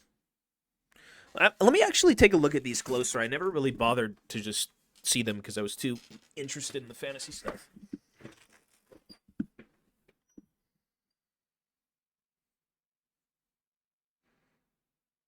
I like how the guy who has the mines is missing a hand. It's pretty good. You know, there was someone on Twitter. There was someone on Twitter complaining about the look of these. He's like, how stupid is it that they have trench coats over armor? But I was looking at them and I'm like, they're not wearing armor. This is most likely probably for maybe a helmet or something. Like they're completely sealed in their suits. But then they're wearing their like jumpsuit, right? With like the padded knees and the boots and stuff like that. But they're all completely sealed. I think it makes sense. I like the look of these. I love them. They definitely look like the scouts of the army, you know, with the trench coats and all the little doodads and whatnot. The scouts. It looks good. And it makes sense. Maybe. The trench coats are nice.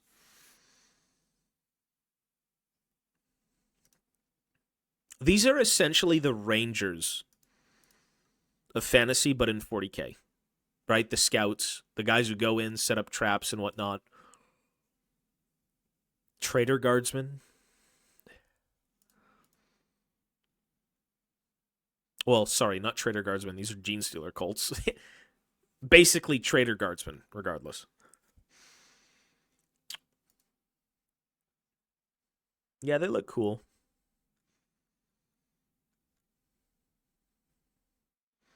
The Trader Guard kill team was cool, yeah.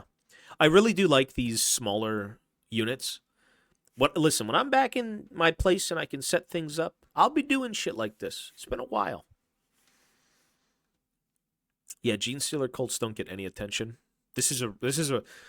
I'm pretty sure we can't even count on our hands how many people like Gene Stealer cults or even collect them in the chat.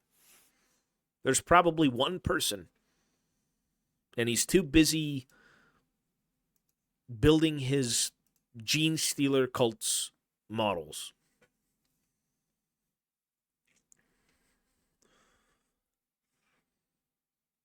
Is it really snowing in Toronto?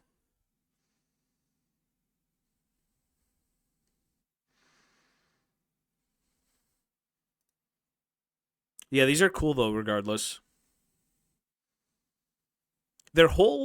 The story of the Gene Stealer cults is actually very interesting. As a faction, I kind of don't care about at all. Their story is very bizarre. Where they worship like the Tyranids, and they think they're going to come from the heavens and like, you know, do whatever they do, and oh my god, they're here to save us, whatever, and then they just fucking eat them all. It's a very bizarre. I did see it. Yeah, they had the Gene Stealer cults there, yeah.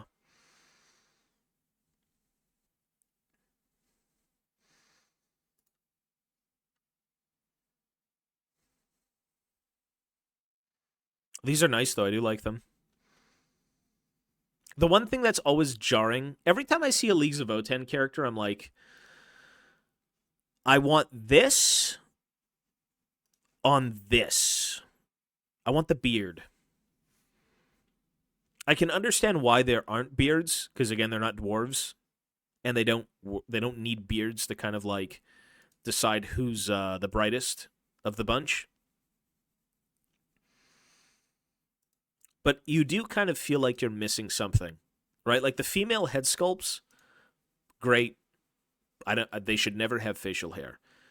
But the male sculpts, they're missing a little bit more, I think. Well, they do have beards, but they're not that big. Yeah.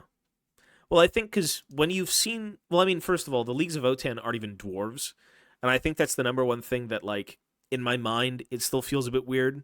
They were never dwarves to begin with when they were squats and all that crap way back when in the Rogue Trader days. They were just abhumans, right? It's like a strain of humanity mutated and cloned over, whatever. Yeah, they're abhumans, like the Ogrins, like the Ratlings. So that makes sense. It makes sense, but like the mental image of a Votanner to me is still missing that. You know what I mean? But they're not the same thing. They're not. So it makes sense. It's very 40k. These guys don't give a single fuck about their facial hair. If these guys are seen without facial hair, you are never seen again. Like you're off into the wilderness to be this guy, right? These guys are like, who gives a shit? Shave it off.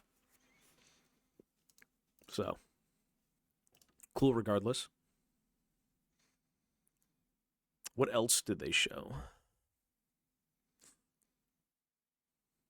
Bro, I love seeing images like this. Ooh.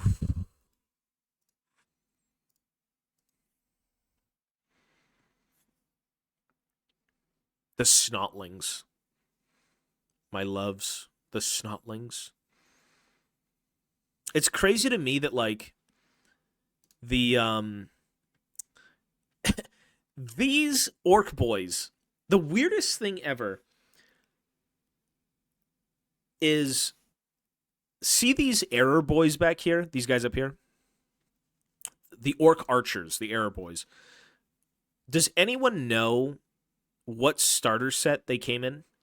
Same thing with these guys. It was what, 5th edition? 4th edition? Warhammer Fantasy? It was them versus the Empire, but what edition was that? I don't know if anyone here remembers that, but they essentially made monopose orc boys, which are these guys, and then they made monopose error boys, which are these guys. Single pose, you cut it out, you glue it, you're done. Then they came out with these guys, which are the more, you know, you can give them spears, choppas, dual-handed weapons, whatever. But the weirdest thing of all, these miniatures were discontinued. These ones out of the starter set never made it back. So instead of a giant mob of plastic error boys, Games Workshop sold you 3 metal minis per blister. And you had to make a unit of metal miniature orc archers that were just trash. Very weird. It was a very weird thing. I have no idea Warhammer Fantasy wasn't... Oh, gotcha. Yeah.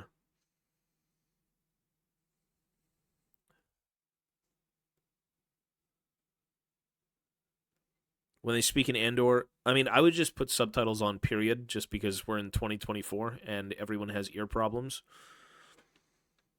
That's just my thought, but, you know.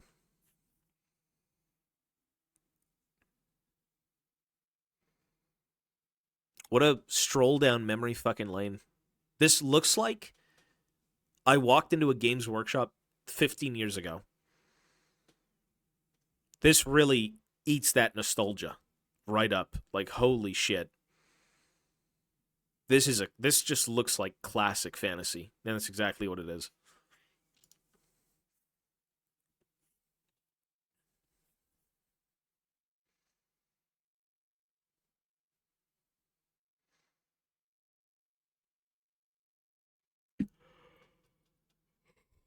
You love to see it. Ugh. Read the rules. I kind of want to read the rules for the dwarves, though. Do they still have animosity? Did they take out the orc animosity rules? Wait, impetuous. If during the declare charge and charge reaction subphase of its turn, a unit that includes one or more impetuous models is able to declare a charge on a roll of a d6, 1/3 the unit must declare a charge. 4 the may act as normal. Kind of sounds like it. A little bit of it.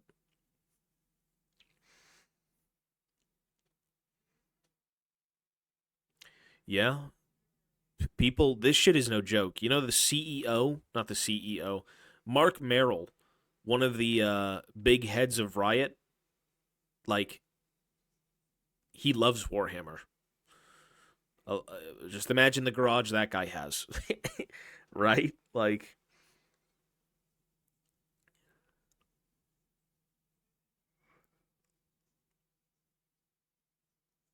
I think everyone's dream, if you love Warhammer, is to have your own Warhammer room.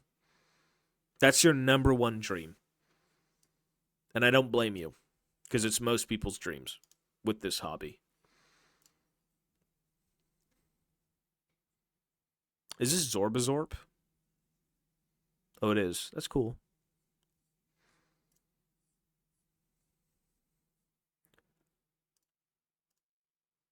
People getting noticed by Games Workshop? Getting articles on the actual site? No way.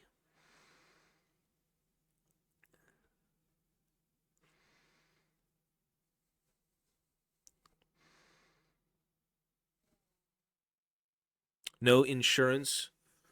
Whole house burned down. Yeah, that sounds bad. I wonder if he'll push for some LOL minis. I doubt it. Currently working on that, waiting on display cabinets. That's cool, bro. I wish I had that. I've got I have a stream room, and the stream room is divided into the Warhammer stuff. My stream room, with my typical background, this is nothing.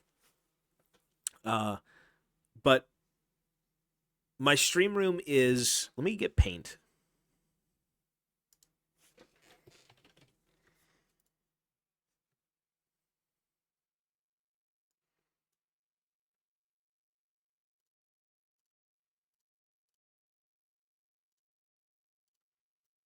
So my stream room that I stream out of usually on this channel, on every channel, it's like this. I believe the door. How do I make this bigger? Is that bigger? I can't tell. The door is here. Computer desk is like this. Closet is here. Warhammer desk is here. Stream background is here. And then I have like a cabinet. It's not this tight. It's a little bit, you could walk around in it. But this is the only room I have for shit like this. And this is the league setup. Monitors and whatnot. Here's the backdrop. This is the only Warhammer desk I have. But everything else in the room is still tailored to Warhammer. Warhammer displays, bookshelves. Here I've got like hobby supplies. In a perfect world, I get 3 times this space, and I'm like, okay, a third of it is the setup of the mainstream, and everything else is Warhammer. Looks more like a dungeon explanation in D&D. Is it really? Imagine Bilgewater minis. People do them right now. People sculpt them that you can 3D print, but I don't know if he'd ever want to do that. Be cool. The unit failing announced taking wounds from the Black Orc boss and being able to act as normal now. Everyone within 6 inches of the Black Orc characters or units ignore impetuous tests. That's cool. I guess it's like, I'm watching over you, don't be a dumbass. Right? That's cool. Yeah. When they squabble, you roll a 1 and everyone just beats each other up. They even made. You ever remember that miniature, the Animosity Orcs? I remember having that mini. That's gone. It's way gone. I loved it. They even had the warrior priest blessing the hand rifle. Yeah.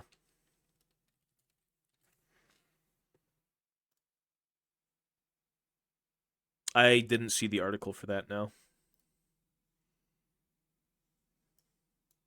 Look at this mini. This is. I remember picking this up, and I'm like, dude, this is the goofiest shit ever. This is. So, if you don't know what the fuck is going on, Animosity used to be a rule for the orcs and goblins where if you wanted to do anything, before you did anything with a unit, they had to roll a dice. If they rolled a 1, they started to beat the shit out of each other, and they would do nothing but kill each other for the entire turn, and you'd lose minis. And that's kind of what this is based on. So you've got 2 orcs beating each other up. One of them lost his arm, bottom left. And the other one's flailing a fucking night goblin around. So they did, I don't know, shit like this was so fun way back when. They had this one.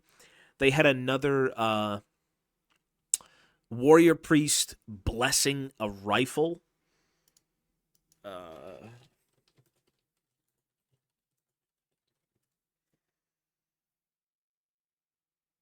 It was this one. This was also cool. That was the other one. I don't think there was many of these made, but it was fun. It was pretty fun.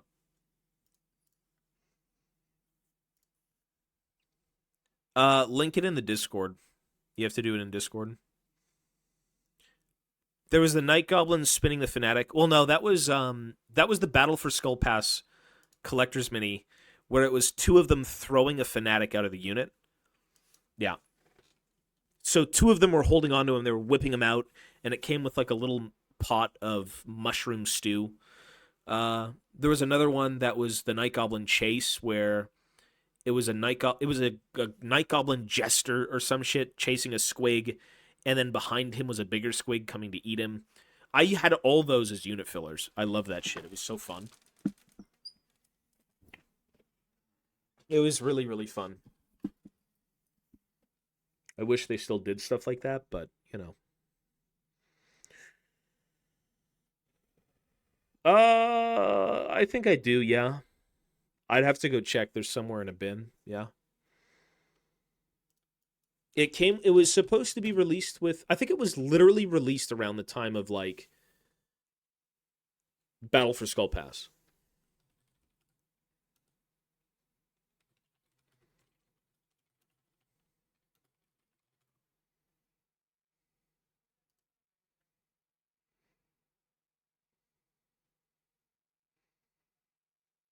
It was this one. Yeah. It was I mean, it looks perfect compared to, the stuff they released. It's the same sculptor. I don't know who sculpted them exactly, but same thing. They're throwing the dude out of the unit. So get the hell out of here, bro. Go fucking murder them. MTG? No. I used to collect MTG, but I never really played it.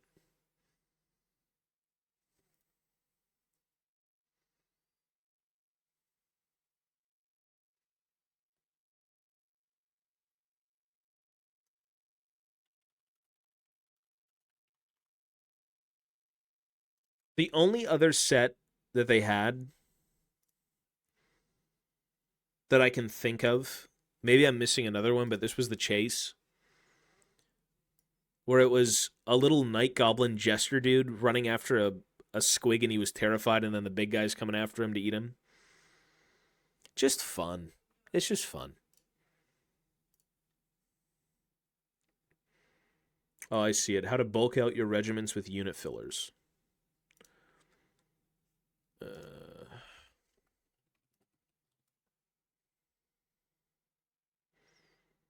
Yeah, these are cool. Unit fillers were always so fun. This is badass, yeah. Just a cart full of like tools. What is this from? What's this cart from?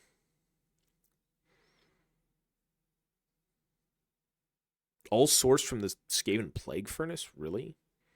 Oh, I can see the wheels, yeah, actually. That's cool. Well, I know it's converted. Yeah, I know this is all converted. I'm just thinking like this looks pretty it looks like a legit cart, not like a conversion.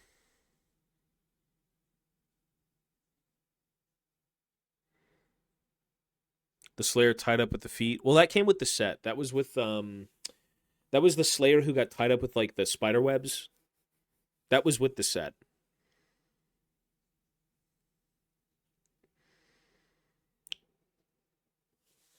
I mean, people are always wanting to show you about Warhammer, right? If you're a Warhammer nut and someone comes up to you and they're like, "I want to know more about Warhammer," you're like, "Yes, you do, buddy. Yes, you do." Right? That's just what the hobby is. It's cool as fuck.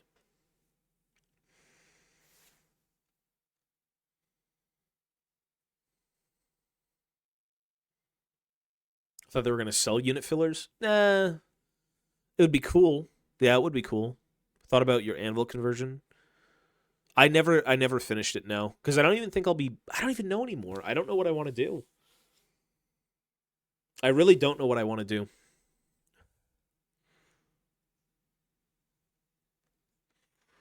It's like, do I want to do old world or do I want to convert everything and do an Age of Sigmar army? Do I want to do both? Do I just want to paint things? Do I want to make all the commemorative models? I don't really know anymore what I want to do.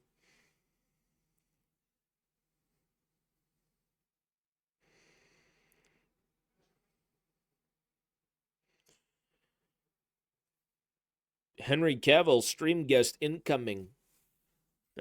I don't think Henry Cavill really cares about fantasy. I could be wrong, but like he was definitely more 40K.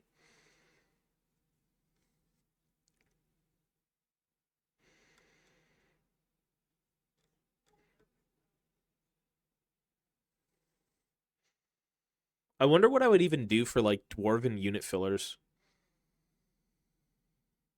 Crates of Bugmans, like barrels of Bugmans, dwarven like iconography in stone. First love is 40K. Most people do love 40K more. I mean, again, for me, it's fantasy. I love dwarves so much, but I love all this stuff. I've always been a fan of Warhammer. Like 40K AOS, I fuck with. I don't really, to be honest, Horus Heresy has no hold over me. There's nothing here that I care about.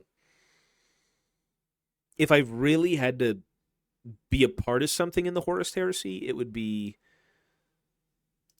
probably the guardsmen, whatever they were called, the solar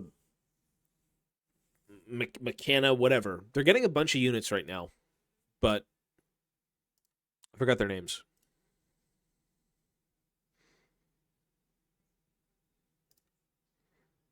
But this was always oh, this is epic. Imperial Knights. They're all right. They're not really for me though. I'm not really a big mech guy.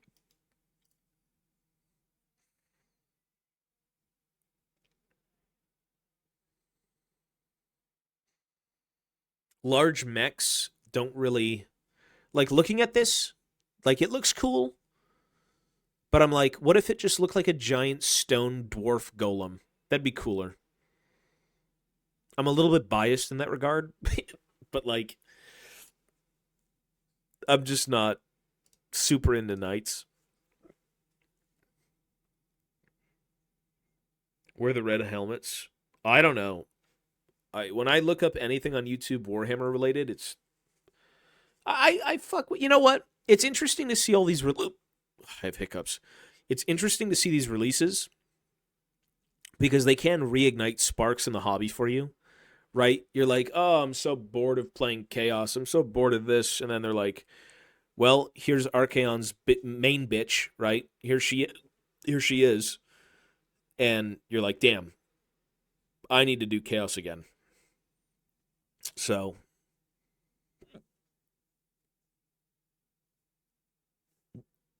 I guess it does boil down to something new, something fresh. Imperial Knights are for me what dwarves are for you. Are they really? So you have a room full of Imperial Knights. Do you have Imperial Knight iconography hanging from your walls?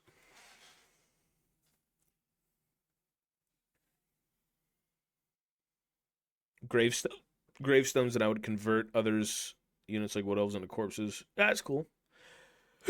I mean, it's if you're doing something like that, it's very obvious, right? Do the mausoleums, do the gravestones. I mean, for God's sake, you could have unit filler like tombstones instead of zombies, and it would look sick. It would look really cool. Because I think the number one thing for me at the end of the day is how cool can I make my army look to where I only want to look at it more and more. Like, it's one thing. Okay, hang on. Let me hold my breath so I stop hiccuping.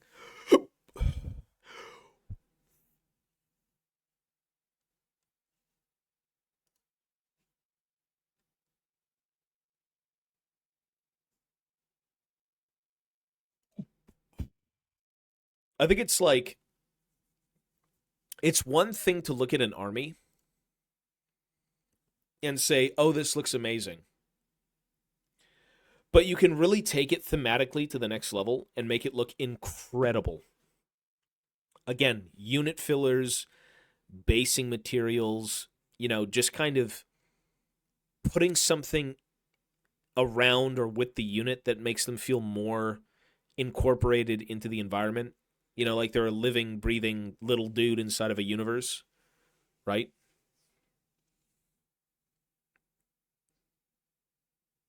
Oh, that's cool, yeah. I mean, people who do like Knights like Pacific Rim, yeah. Funnily enough, when Ivana was doing her zombies and skeletons and all that shit, we were using gravestones, like tombstones and all that crap.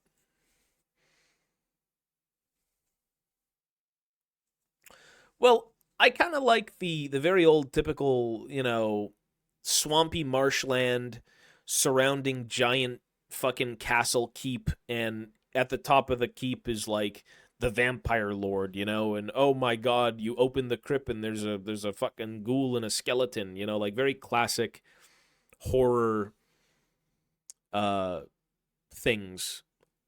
Nothing too extravagant, right? Like you got the ghouls, you got the skeletons, you got the armored skeletons, you got the vampire lords riding the undead dragon. Like it's cool, you know. The artwork as well for that older stuff is awesome. Resurrected stuff. Yeah, I mean they do that.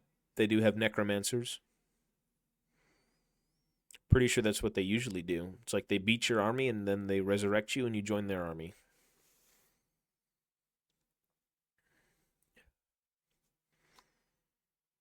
No, it's because we're away right now from the other setup. Yeah, I'll give it a look. Well, if you play Orcs, they had the Forge World like Idol of Gork or Mork way back when. Did you ever get that? It was like a giant totem. Because that's a unit filler.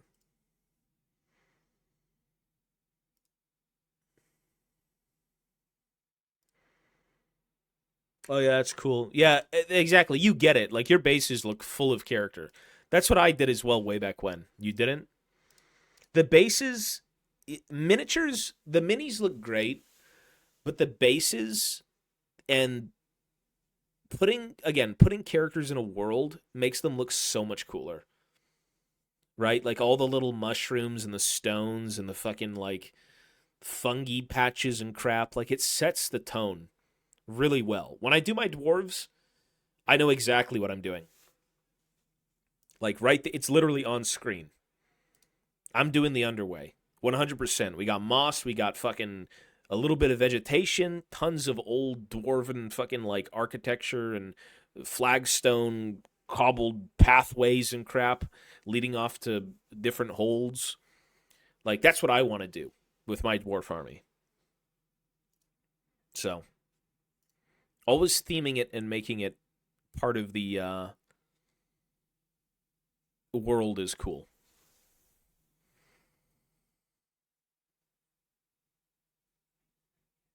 I have a giant box full with 200 Tomb King skeletons, and I have nothing to do with them. Sell them. If you don't know what to do, just sell them, bro.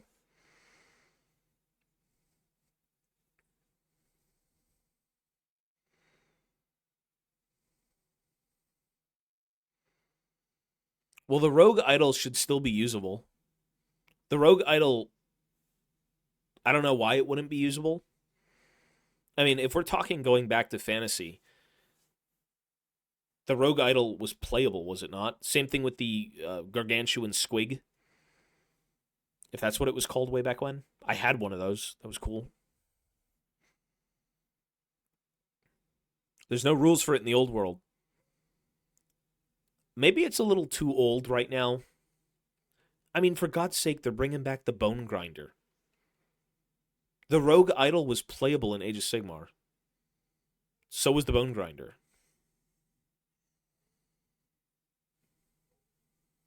I think it'll be back. Rules-wise, it should probably show up again eventually. I mean, it's also in Total War, right?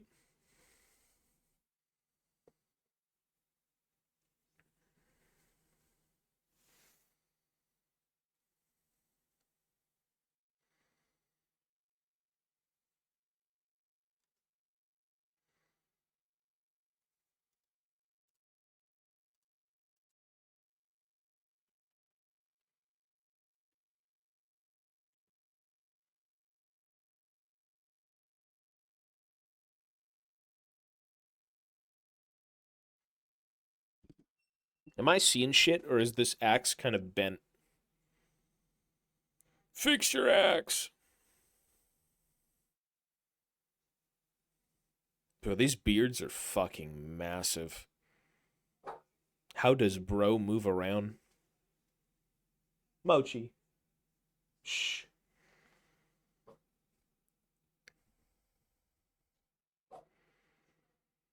Wait, I love that this guy carries the ale, and this guy, he literally also has a mug. Like, his whole job is to just sit around. What they all do. Wait, they're really that? I mean, I guess they are the shield bearers. But they all have barrels, little kegs of beer. I mean, this guy's got the goddamn fucking book. These guys are really... these are the Giga Chads here. I mean, this dude, he's clearly proven himself, but these guys have to carry around the ale and the Book of Grudges. The flavor on these minis are great. They definitely tell a little bit.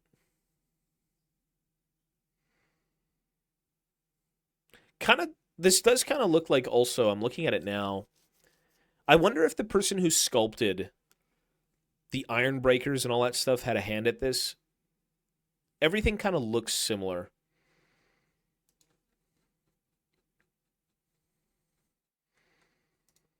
Like, how do I go to the side?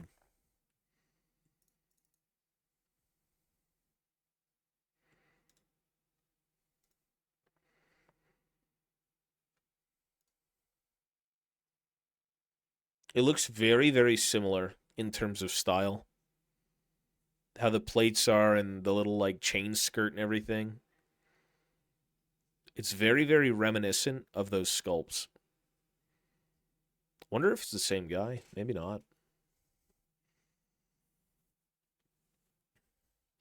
Yeah, I mean, I don't know. Fantasy to me had always more heart, more character behind it. I mean, for God's sake, this guy has one eye closed, right? Like, he's like, ugh. This thing's fucking getting in the way. Interesting that they'd even add a third shield bearer. What is this guy's job? I mean, to hold up the shield, but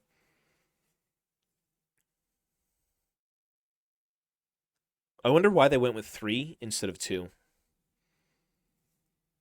The resculpted Casket of Souls. You link it in the Discord, dude. Everything goes into Discord. It's a little bit easier.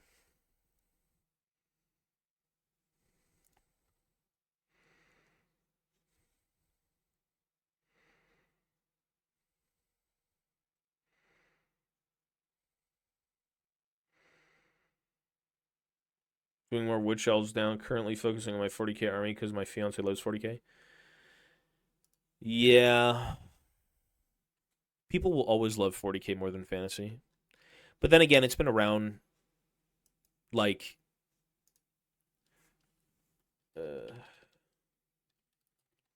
it's been around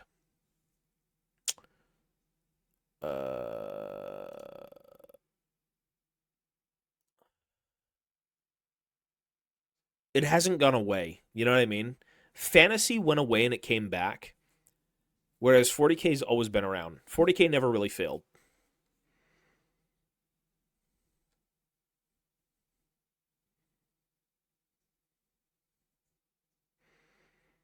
Wait, so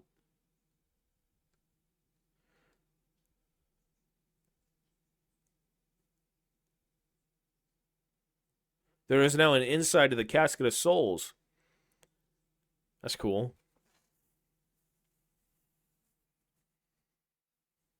So these miniatures would be different from the ones you had purchased ages ago.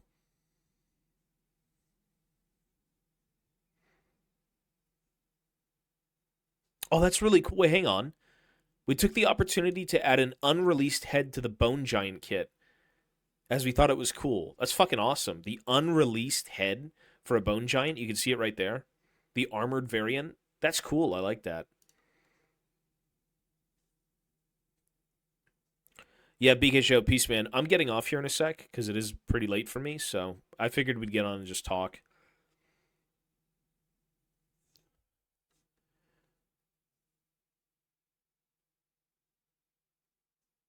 Yeah, Dwarven. The thing about dwarves is that they're just not really. When it comes to like miniatures like this,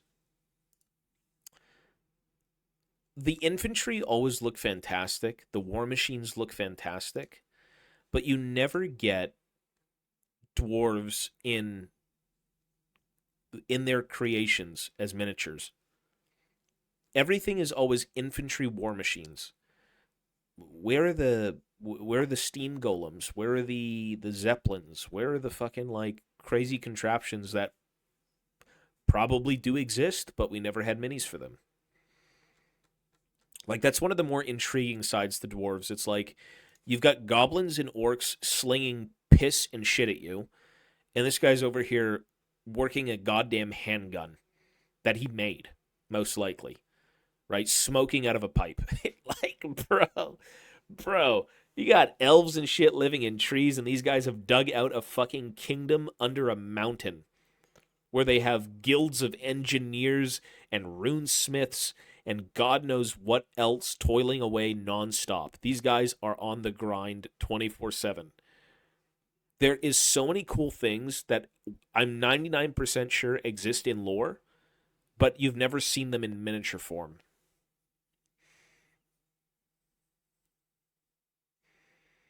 Yeah, it's cool. I remember a long time ago I did a local Kijiji purchase from an ex Games Workshop manager, and he sold me a bunch of old dwarves way back when. He was a really cool guy, but he was just, out of the hobby and it wasn't really for him anymore. So you can find a bunch of shit. People who want out and they just want cash, and you're like, here you go, and that's it. You're done.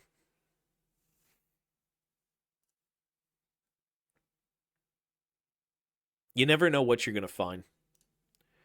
Like, you really need to kind of go around a little bit and check different places.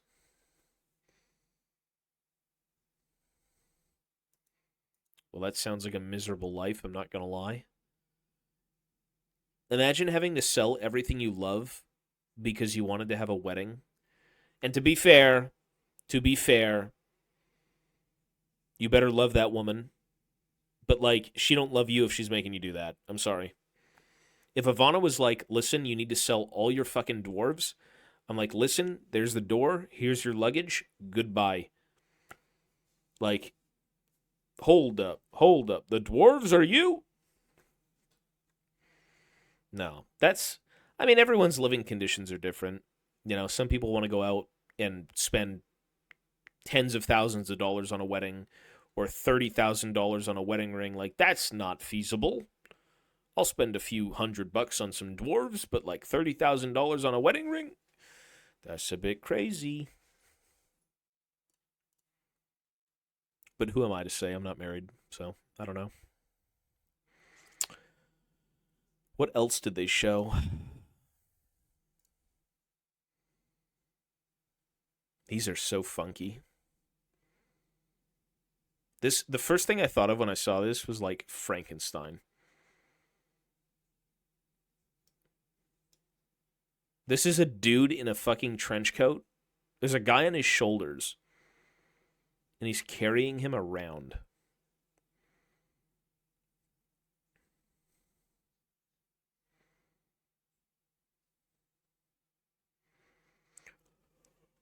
$30K on a 3,000-point Dogs of War army.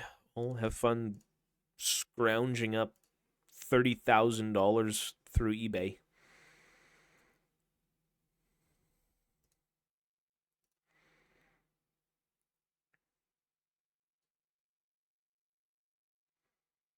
Stupidity.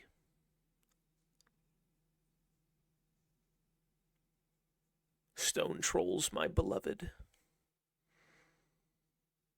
I'm very surprised they never went back and updated the goblin sculpts. The one thing that did trigger me was these gobbo sculpts are a little bit they're a little old. I don't think they hold up as well as like the orc boys, but where is he? What? Huh? What? He's sleeping. Moochie. It's yeah, look at him.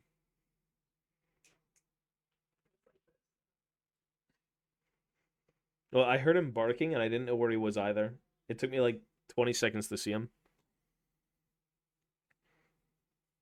Old World has created some of my favorite micro celebrities. What does that even mean? Post it in the Discord.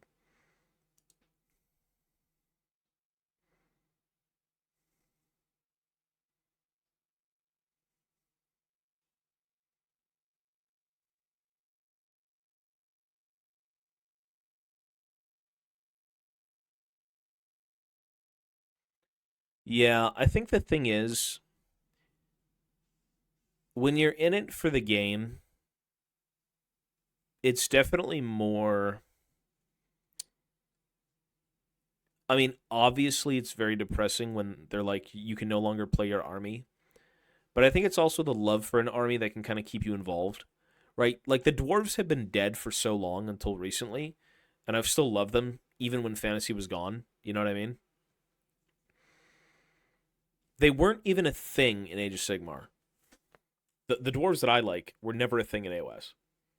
And well, they were initially, I suppose, but everything was. But I don't know. When you like something enough, the spirit still kind of stays on and you go with it, right? Your interest doesn't really waver.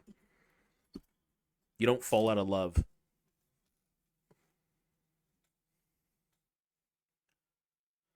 Yeah, wasn't there a guy on YouTube who burned his army way back when with like fantasy or something like that? I can't remember.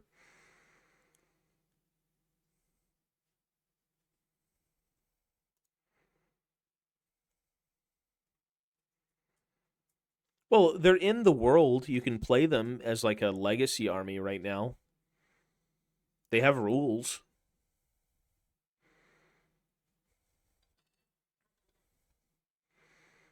I just don't think they're being supported right now as like a mainline army. Am I wrong? Yeah, it's the PDF. Yeah, it's the PDF rules.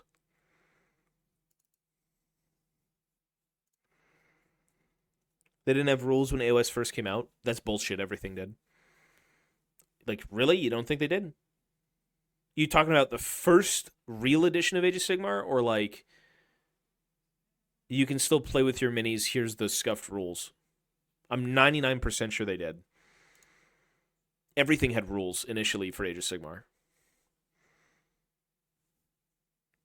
I did watch it, yeah. They had some cool stuff in it. I mean, I like Khazad Doom and seeing Durin and whatnot. Like, that was all cool, and the music was amazing because it was Bear McCreary. But the show itself didn't do anything for me, and I'm sure a lot of people would agree. What are you doing, Mochi? What? What are you doing? Holy spoilers. Wait, there's dwarves in Lord of the Rings? Spoiled.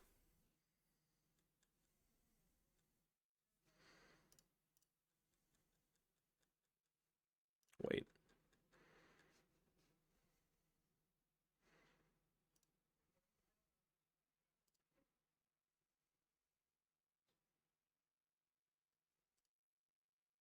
Does anyone use the Black Library website?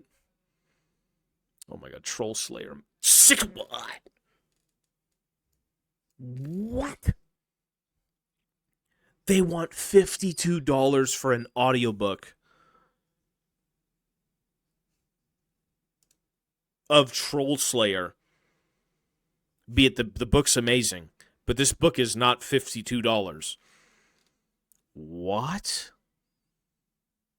I have a Audible, and on Audible, oh, they really did Road to Skulls? Wow. I got to give that a listen. And they did this, and then they did, there's an ebook. Oh, it's an audiobook, though. I got to get these. Road to Skulls. Yeah. Ghoul Slayer.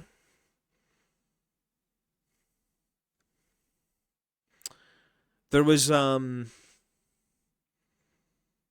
book that I didn't pick up. I forgot what it was. $52 for an audiobook, that was insane. On Audible, it's like $10. It was Realm Slayer, but it was like the hard copy of this.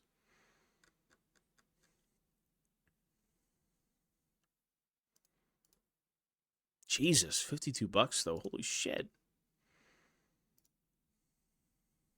Warhammer merchandise. Warhammer merchandise is so bizarre. Holy shit, Horus is $240. I always thought the Joy Toy does an amazing job with this stuff.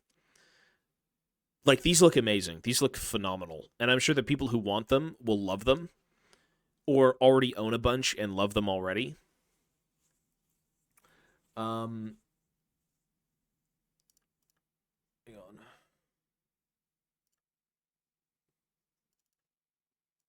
But the biggest thing about the Warhammer merch is it looks a bit, I don't know. It's hard to explain the look of the merch. Like, that doesn't look that bad. I'd wear that. But some of it can look a little interesting. Any favorite shirt? You know what I'd wear is this. I talked about it on stream. I'm like, what the hell is this? They took the cover of the book and they threw it on a shirt, and that's it. But, like, I'd wear that. Troll Slayer was sick. The first book in the series is awesome. All of them are great. But they feel very print on demand, kind of like not my favorite thing. it's like what your mom would get you, which mom's gifts are great, but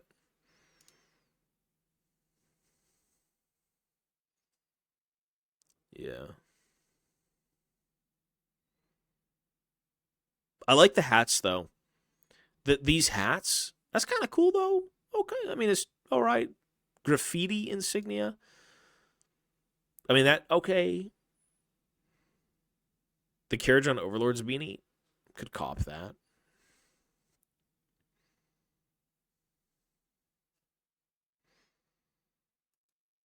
I wonder if they're going to do old world stuff regarding this, because that would be something I'd fuck with.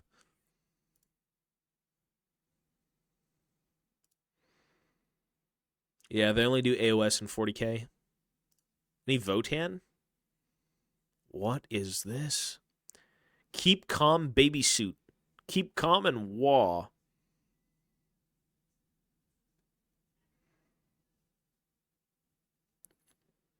It's an interesting baby attire. That mug is pretty sick, though. The arms of orcs. Different guns. That's cool. Come on. That'd be a sick poster. That'd be a killer poster. Shirt looks pretty cool, too. Like, this image alone could be on a poster.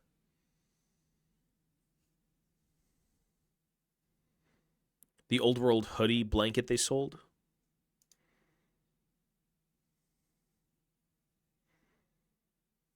Let's see. Oh, I did see that box set. That was, like, pretty expensive. Yeah, it wasn't really for me. Yeah.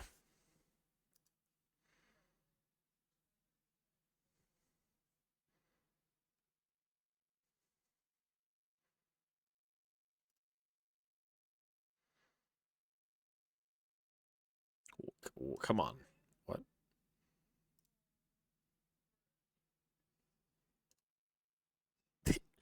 I mean, if you like Necrons, you got, like, a little Necron icon.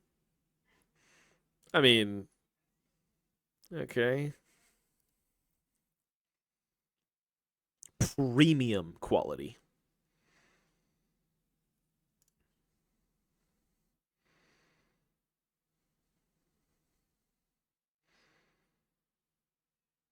It's pretty cool. It's all right. This is just insulting. What is this? What's with the... I like the sleeves. It's a little weird.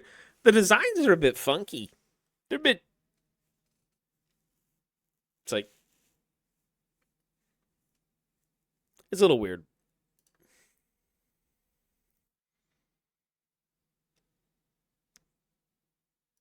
That's all right, though.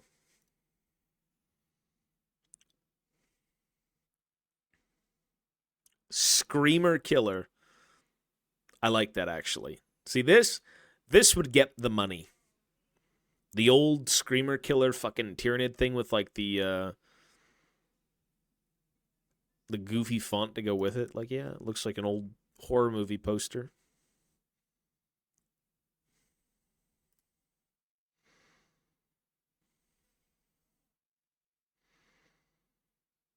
I want to dislike this backpack, but it actually looks clean with how, like, uninspiring it is, but it has the Tau logo.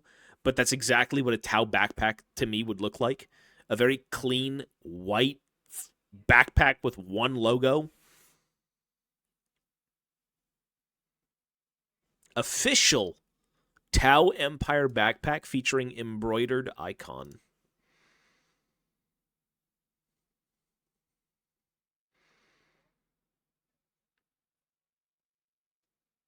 Squigosaur.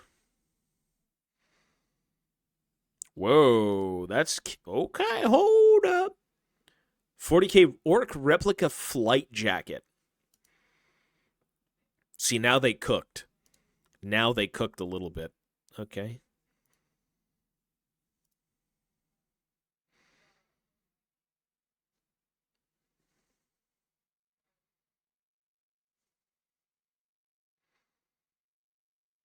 Is it the John Blanche Necron Warrior? That's sick. Yeah, that's cool. These would make great posters.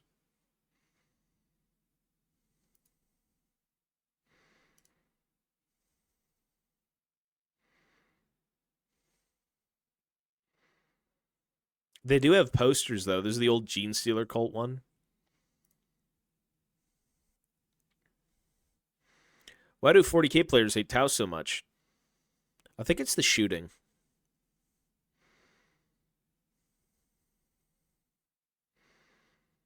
I think it's 99% the shooting.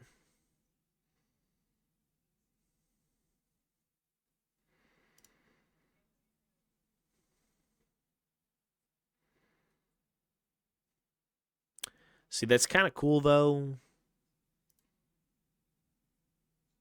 Like, that's kind of cool, though. That's cool.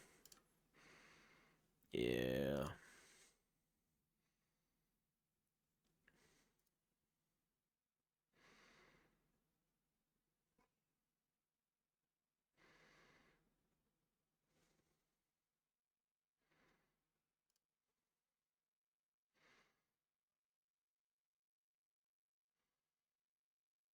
The shooting is insane. I mean, well, the tower, yeah, I suppose. But the tower also, like, extremely technologically advanced, and then the Wood Elves are like, me eat bark.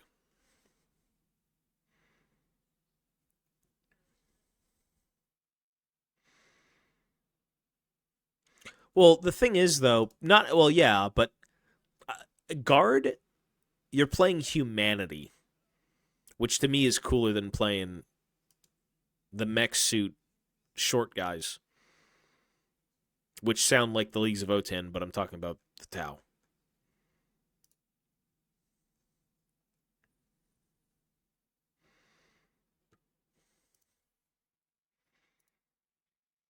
If I had to choose between Tau and Guard, I would go Guard every day of the week. Oh yeah, play whatever you want to play. Absolutely nobody gives a fuck what you play at the end of the day. It's not like the thing about Warhammer versus something like League. It's hypocritical, but at the same time, it's more of an effort to get Warhammer going than it is to pick a champion league. You know what I mean? At the end of the day, as long as you're happy with what you're doing and you love what you're doing, that's the only thing that matters.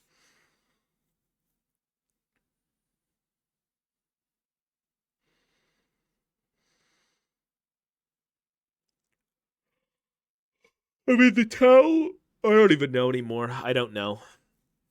Tau can have their own little thing. I just, I don't like the Tau.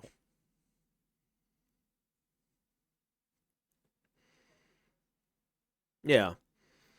Well, Warhammer is art, you know. It's part art.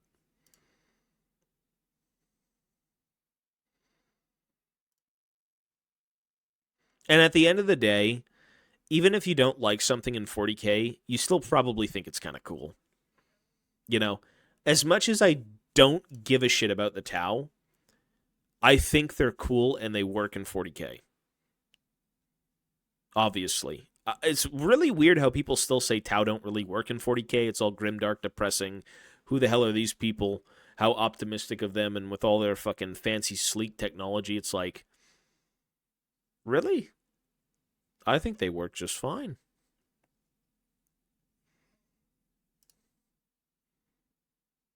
Who wants to buy a Manta for 2,415 Canadian dollars? Good deal. That's a big fucking kit. That's huge. I think I saw Squidmore make this thing. Like, this is a display piece. I don't even know how you bring this thing around. It's absurd. I remember being a kid and seeing shit like this, and I'm like, how would you ever build it? What do you do with it? It carries fucking tanks. It carries so many little infantry, like fire warriors just sitting around. And then I guess they also have the, you know what this kind of reminds me of? Every time I see this mini or anything Tau related to like technology, I immediately think of Fire Warrior. Because in Fire Warrior, you start the game off uh, in a dropship, and you get to kind of see like the inner workings and all that crap. That was a cool game.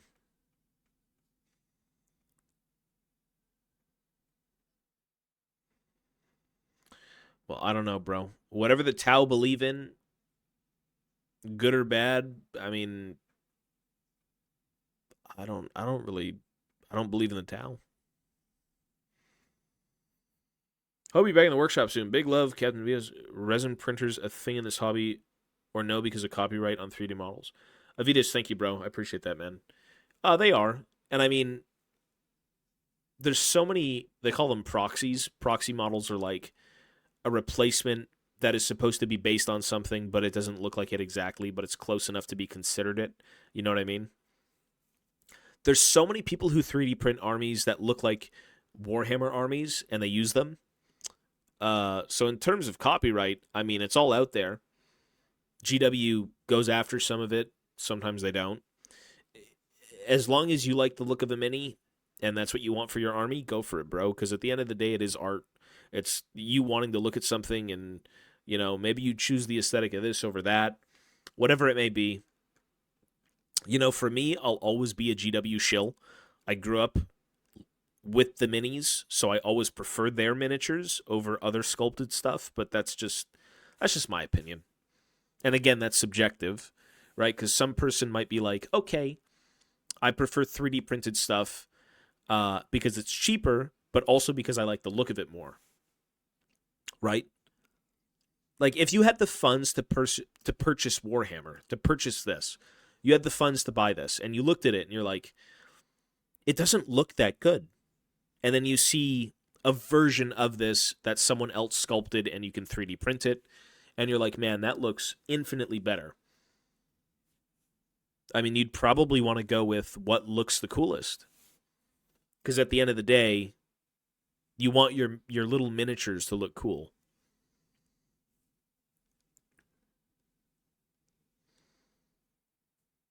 And there's kit bashing and everything too. Yeah, like you could literally. What I'm going to be doing, there's a guy in my his name is Blankart. He's so good at what he does. He's he sculpts and he does traditional art and everything. He's very talented. And he said he was going to show me how to do some 3D sculpting, 3D modeling in like Blender. Because if you size everything properly, you can print and model your own bits for Warhammer.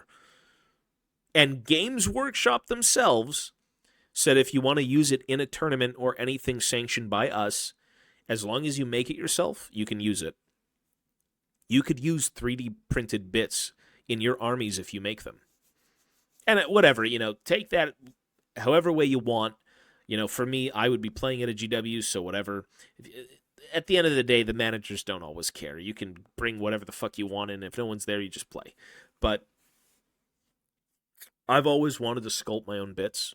I think it'd be fun. And once you can kind of get it down, it's like the sky's the limit. You could create anything you want, 3D print it, and fit it onto your miniature and have it look perfect. You could do that.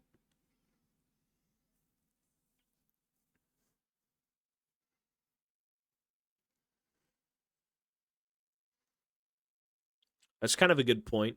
If the Tyranids ate the galaxy, the Chaos Gods would have nothing. True. 3D printing just bits is one hell of a good business as well. A lot of people are in business of 3D printing. Like terrain, miniatures, anything. Because the thing about 3D printing is that although everyone can do it, not everyone wants to do it. I don't fucking blame you for not wanting to 3D print. It's miserable. It's not a hard process, it's a tedious process. It's messy, it's smelly, it takes up a lot of space, it's disgusting. I'm not a fan.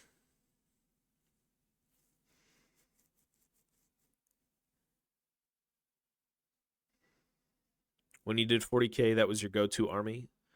My go-to army when I did 40K was Orcs and Guard. And then I also did Mechanicus, which was converted into squats.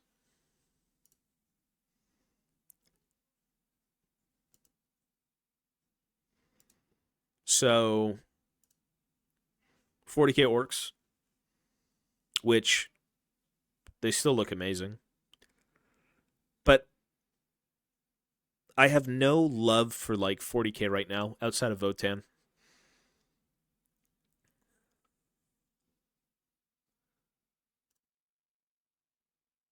Like, for me, Voten is everything. I don't really... I can't look at any other faction and be like, yeah, that's for me. It's like, this is the only thing I really care for.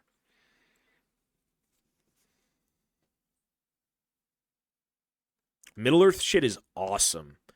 And you know what's so good about the Middle-earth stuff is that it's it was sculpted ages ago, but it holds up so well.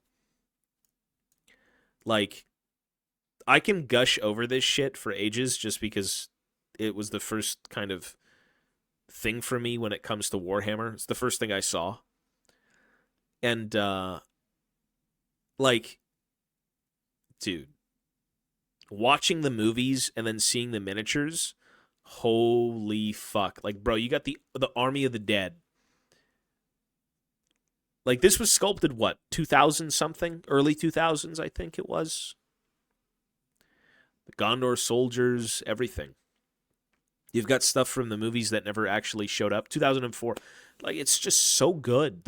A lot of the Perry brothers, I think, did most of the iconic stuff.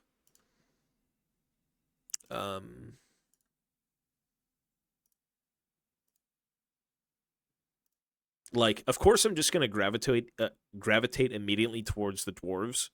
That's just because that's the first stuff I had seen, and it's my love. But, bro, the Khazad Guard. Look how good these look. Sheesh. These are older. Maybe it's the nostalgia. I don't know, but I think these look amazing.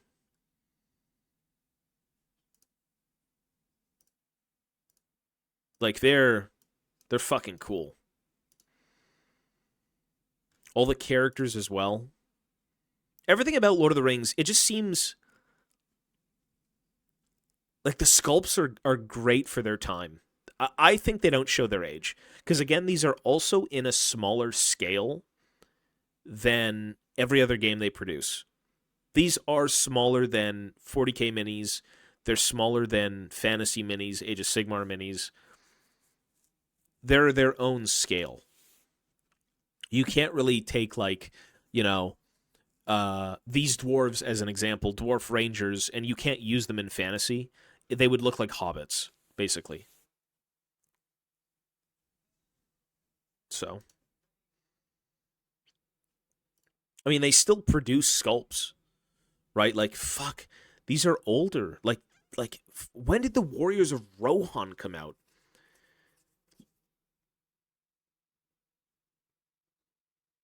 Like, this just, it looks like Rohan.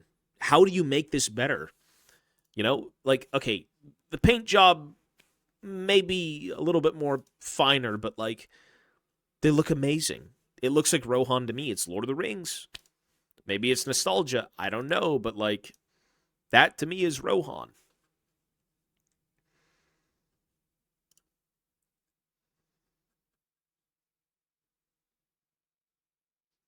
Some of the newer stuff they did though was like Ewan and Mary, right? They did, I guess, Rosie Cotton and Gaffer Gamgee. Sheriffs of the Shire. They look great. I still have Lord of the Rings minis, yeah. I'll always have Lord of the Rings minis. Always. I have a good tale with these guys. Dude, this is like, oh, this was plastic though. I had the metal minis. What's weird about this is I think they're showing, I'm 99% sure.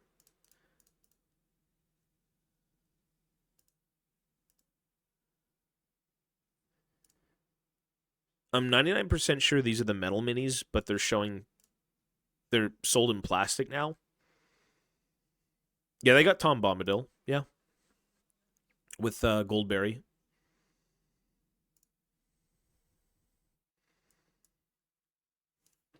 Tom. Yeah, Tom Bombadil and his woman Goldberry.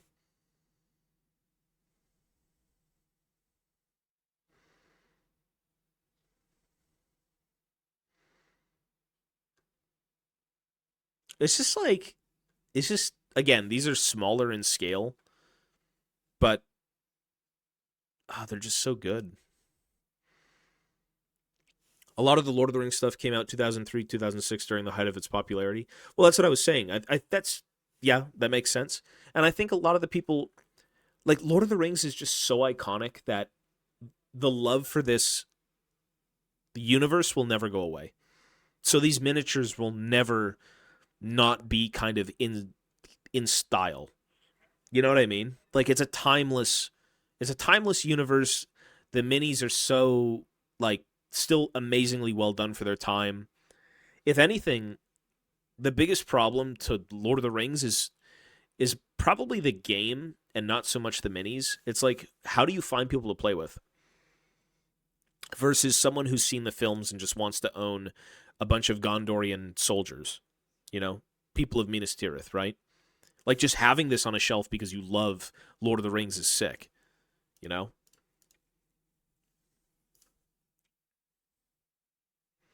Show Gimli. Well, they had a few different versions of Gimli. This was the latest sculpt I think they did of Gimli. These are all in plastics. You know, Legolas's face looks a little sussy. Look, it looks a little sus. But, like, again, a small scale, and this is really zoomed in. Like, your eyes can't even pick this up looking at it. So, it's good. Yeah, these are tiny, very tiny. Yeah, they're very tiny. Yep. Yep.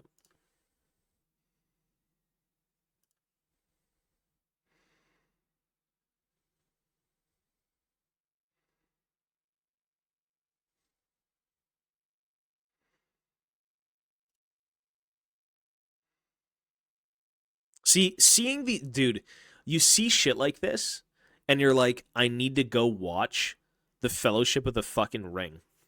I need to see the opening right now. Like,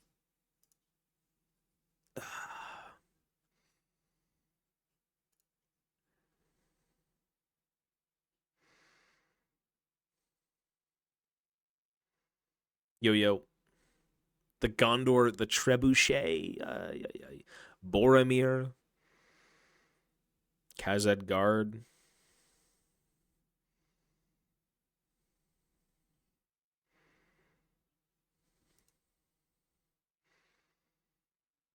The Citadel Guard, like, come on, bro.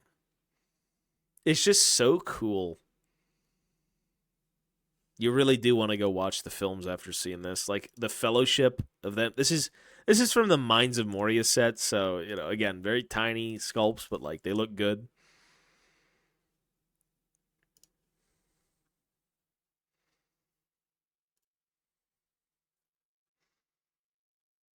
And these are just the good guys, though. These aren't even the bad guys. Fangorn, you got the Ents. Come on. Come on.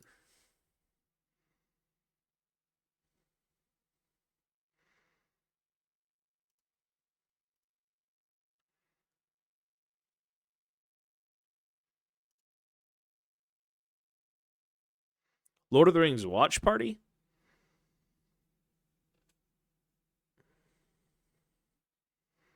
Those are long movies.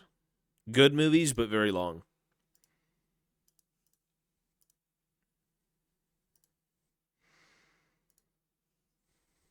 Forces of Evil.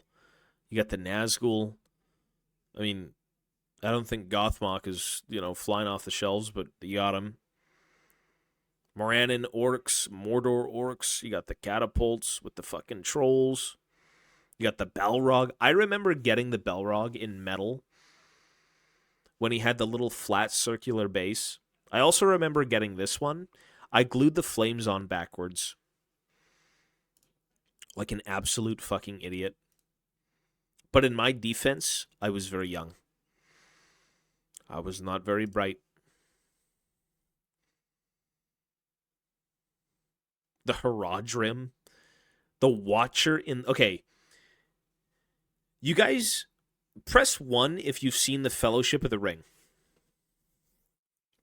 Press 1 if you've seen The Fellowship of the Ring. The first Lord of the Rings movie. Okay. You know when they're going into Moria and the octopus shows up? The Watcher in the water? And then it grabs Frodo and he's like, ah! And they fucking chop off his tentacles. Obviously, this is the Watcher. But did you know it had all these other fucking things on it? It has like weird insect legs. This image doesn't even exist anymore. I think this was the 360 view. It was very like... Wait, is it bugged? It's just bugged. There you go. It's weird looking, dude. It's really weird. It's a freaky creature. Yeah. They used to have like a 360 model viewer. I think it was supposed to be right here. Like, it had a servo skull. Yeah. The shit like this is cool, though. You can see a bunch of like dead dwarves. I believe in lore, a few of the members of Thorin's company, when they go back to reclaim Moria, actually get eaten by the Watcher.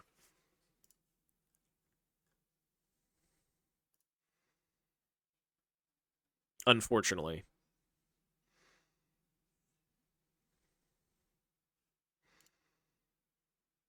The Moria goblins. The Easterling. I remember, okay, I had gone to a games day ages ago, and one of the boxes I brought back was an Easterling Warriors box. It was this one exactly. And it was the first time I ever had varnish.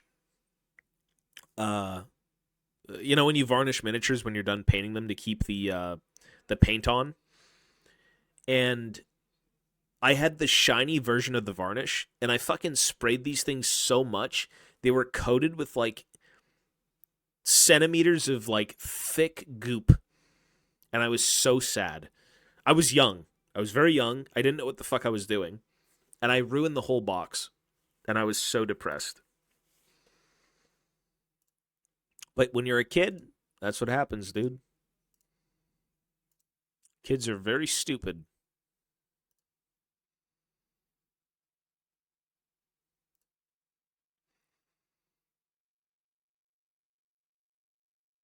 Shelob. Sauron. I had this kit. I remember that. I had this troll too. This thing in metal. Oy, oy, oy. Had this guy. I had the... I remember getting the Mummikill. The Mummic. And I sold it to a buddy across the street. Because I'm like, you know what? It's not for me anymore.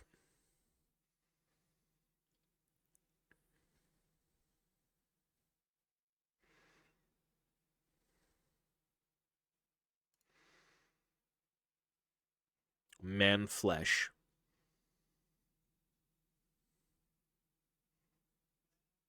I never read those now. I think I've seen the cover. The cover of the book is like just a dwarven face. It's like a guy, right?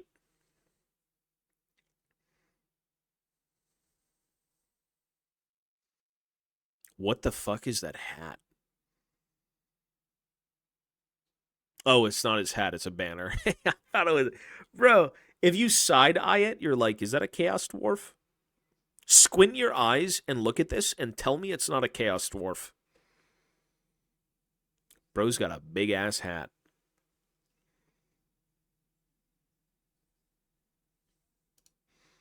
It does look like one.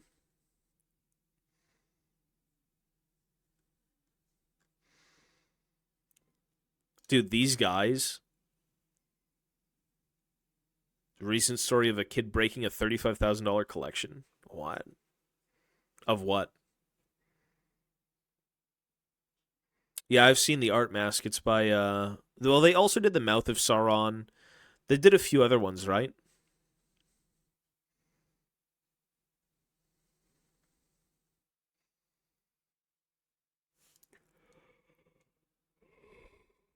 I've seen those.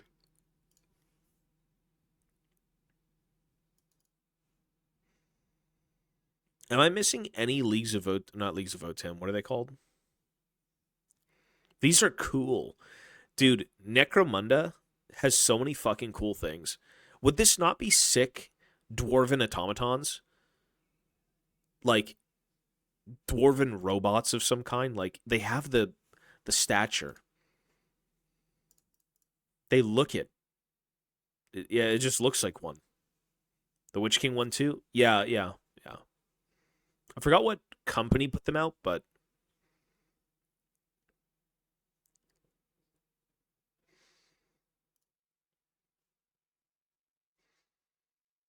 these are so good. Necromunda is so cool. You literally have police. If you want to play Necromunda as like the police, you can play the police. Like, bro, it's so cool. It's so good.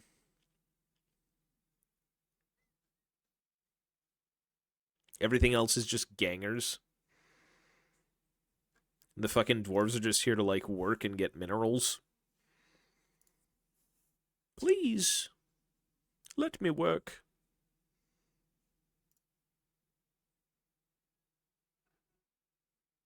What the hell is going on here?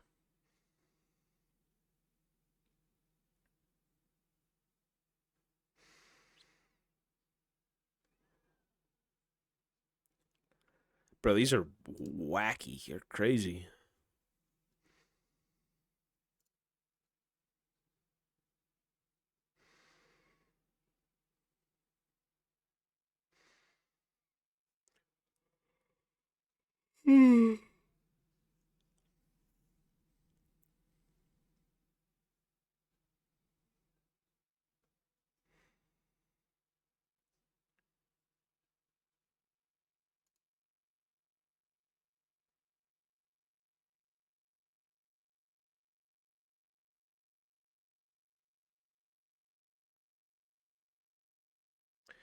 Wasn't there supposed to be the squat vehicle that came out? Was that ever released? The large squat. Oh, it's right here. $240. Shit. Yeah, they actually did have a few guys.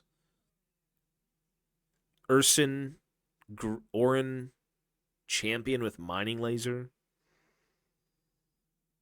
$45, $48. This thing was so cool, but like, what do you do with it? What do you do with this?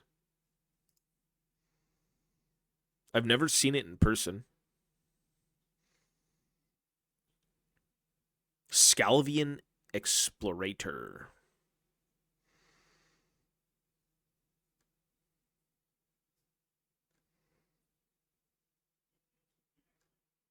Anyways, I think that's going to be it for me. It is almost 1 a.m., and I've been sitting here talking about random shit for the last, like, 3 hours, so I'm going to call it.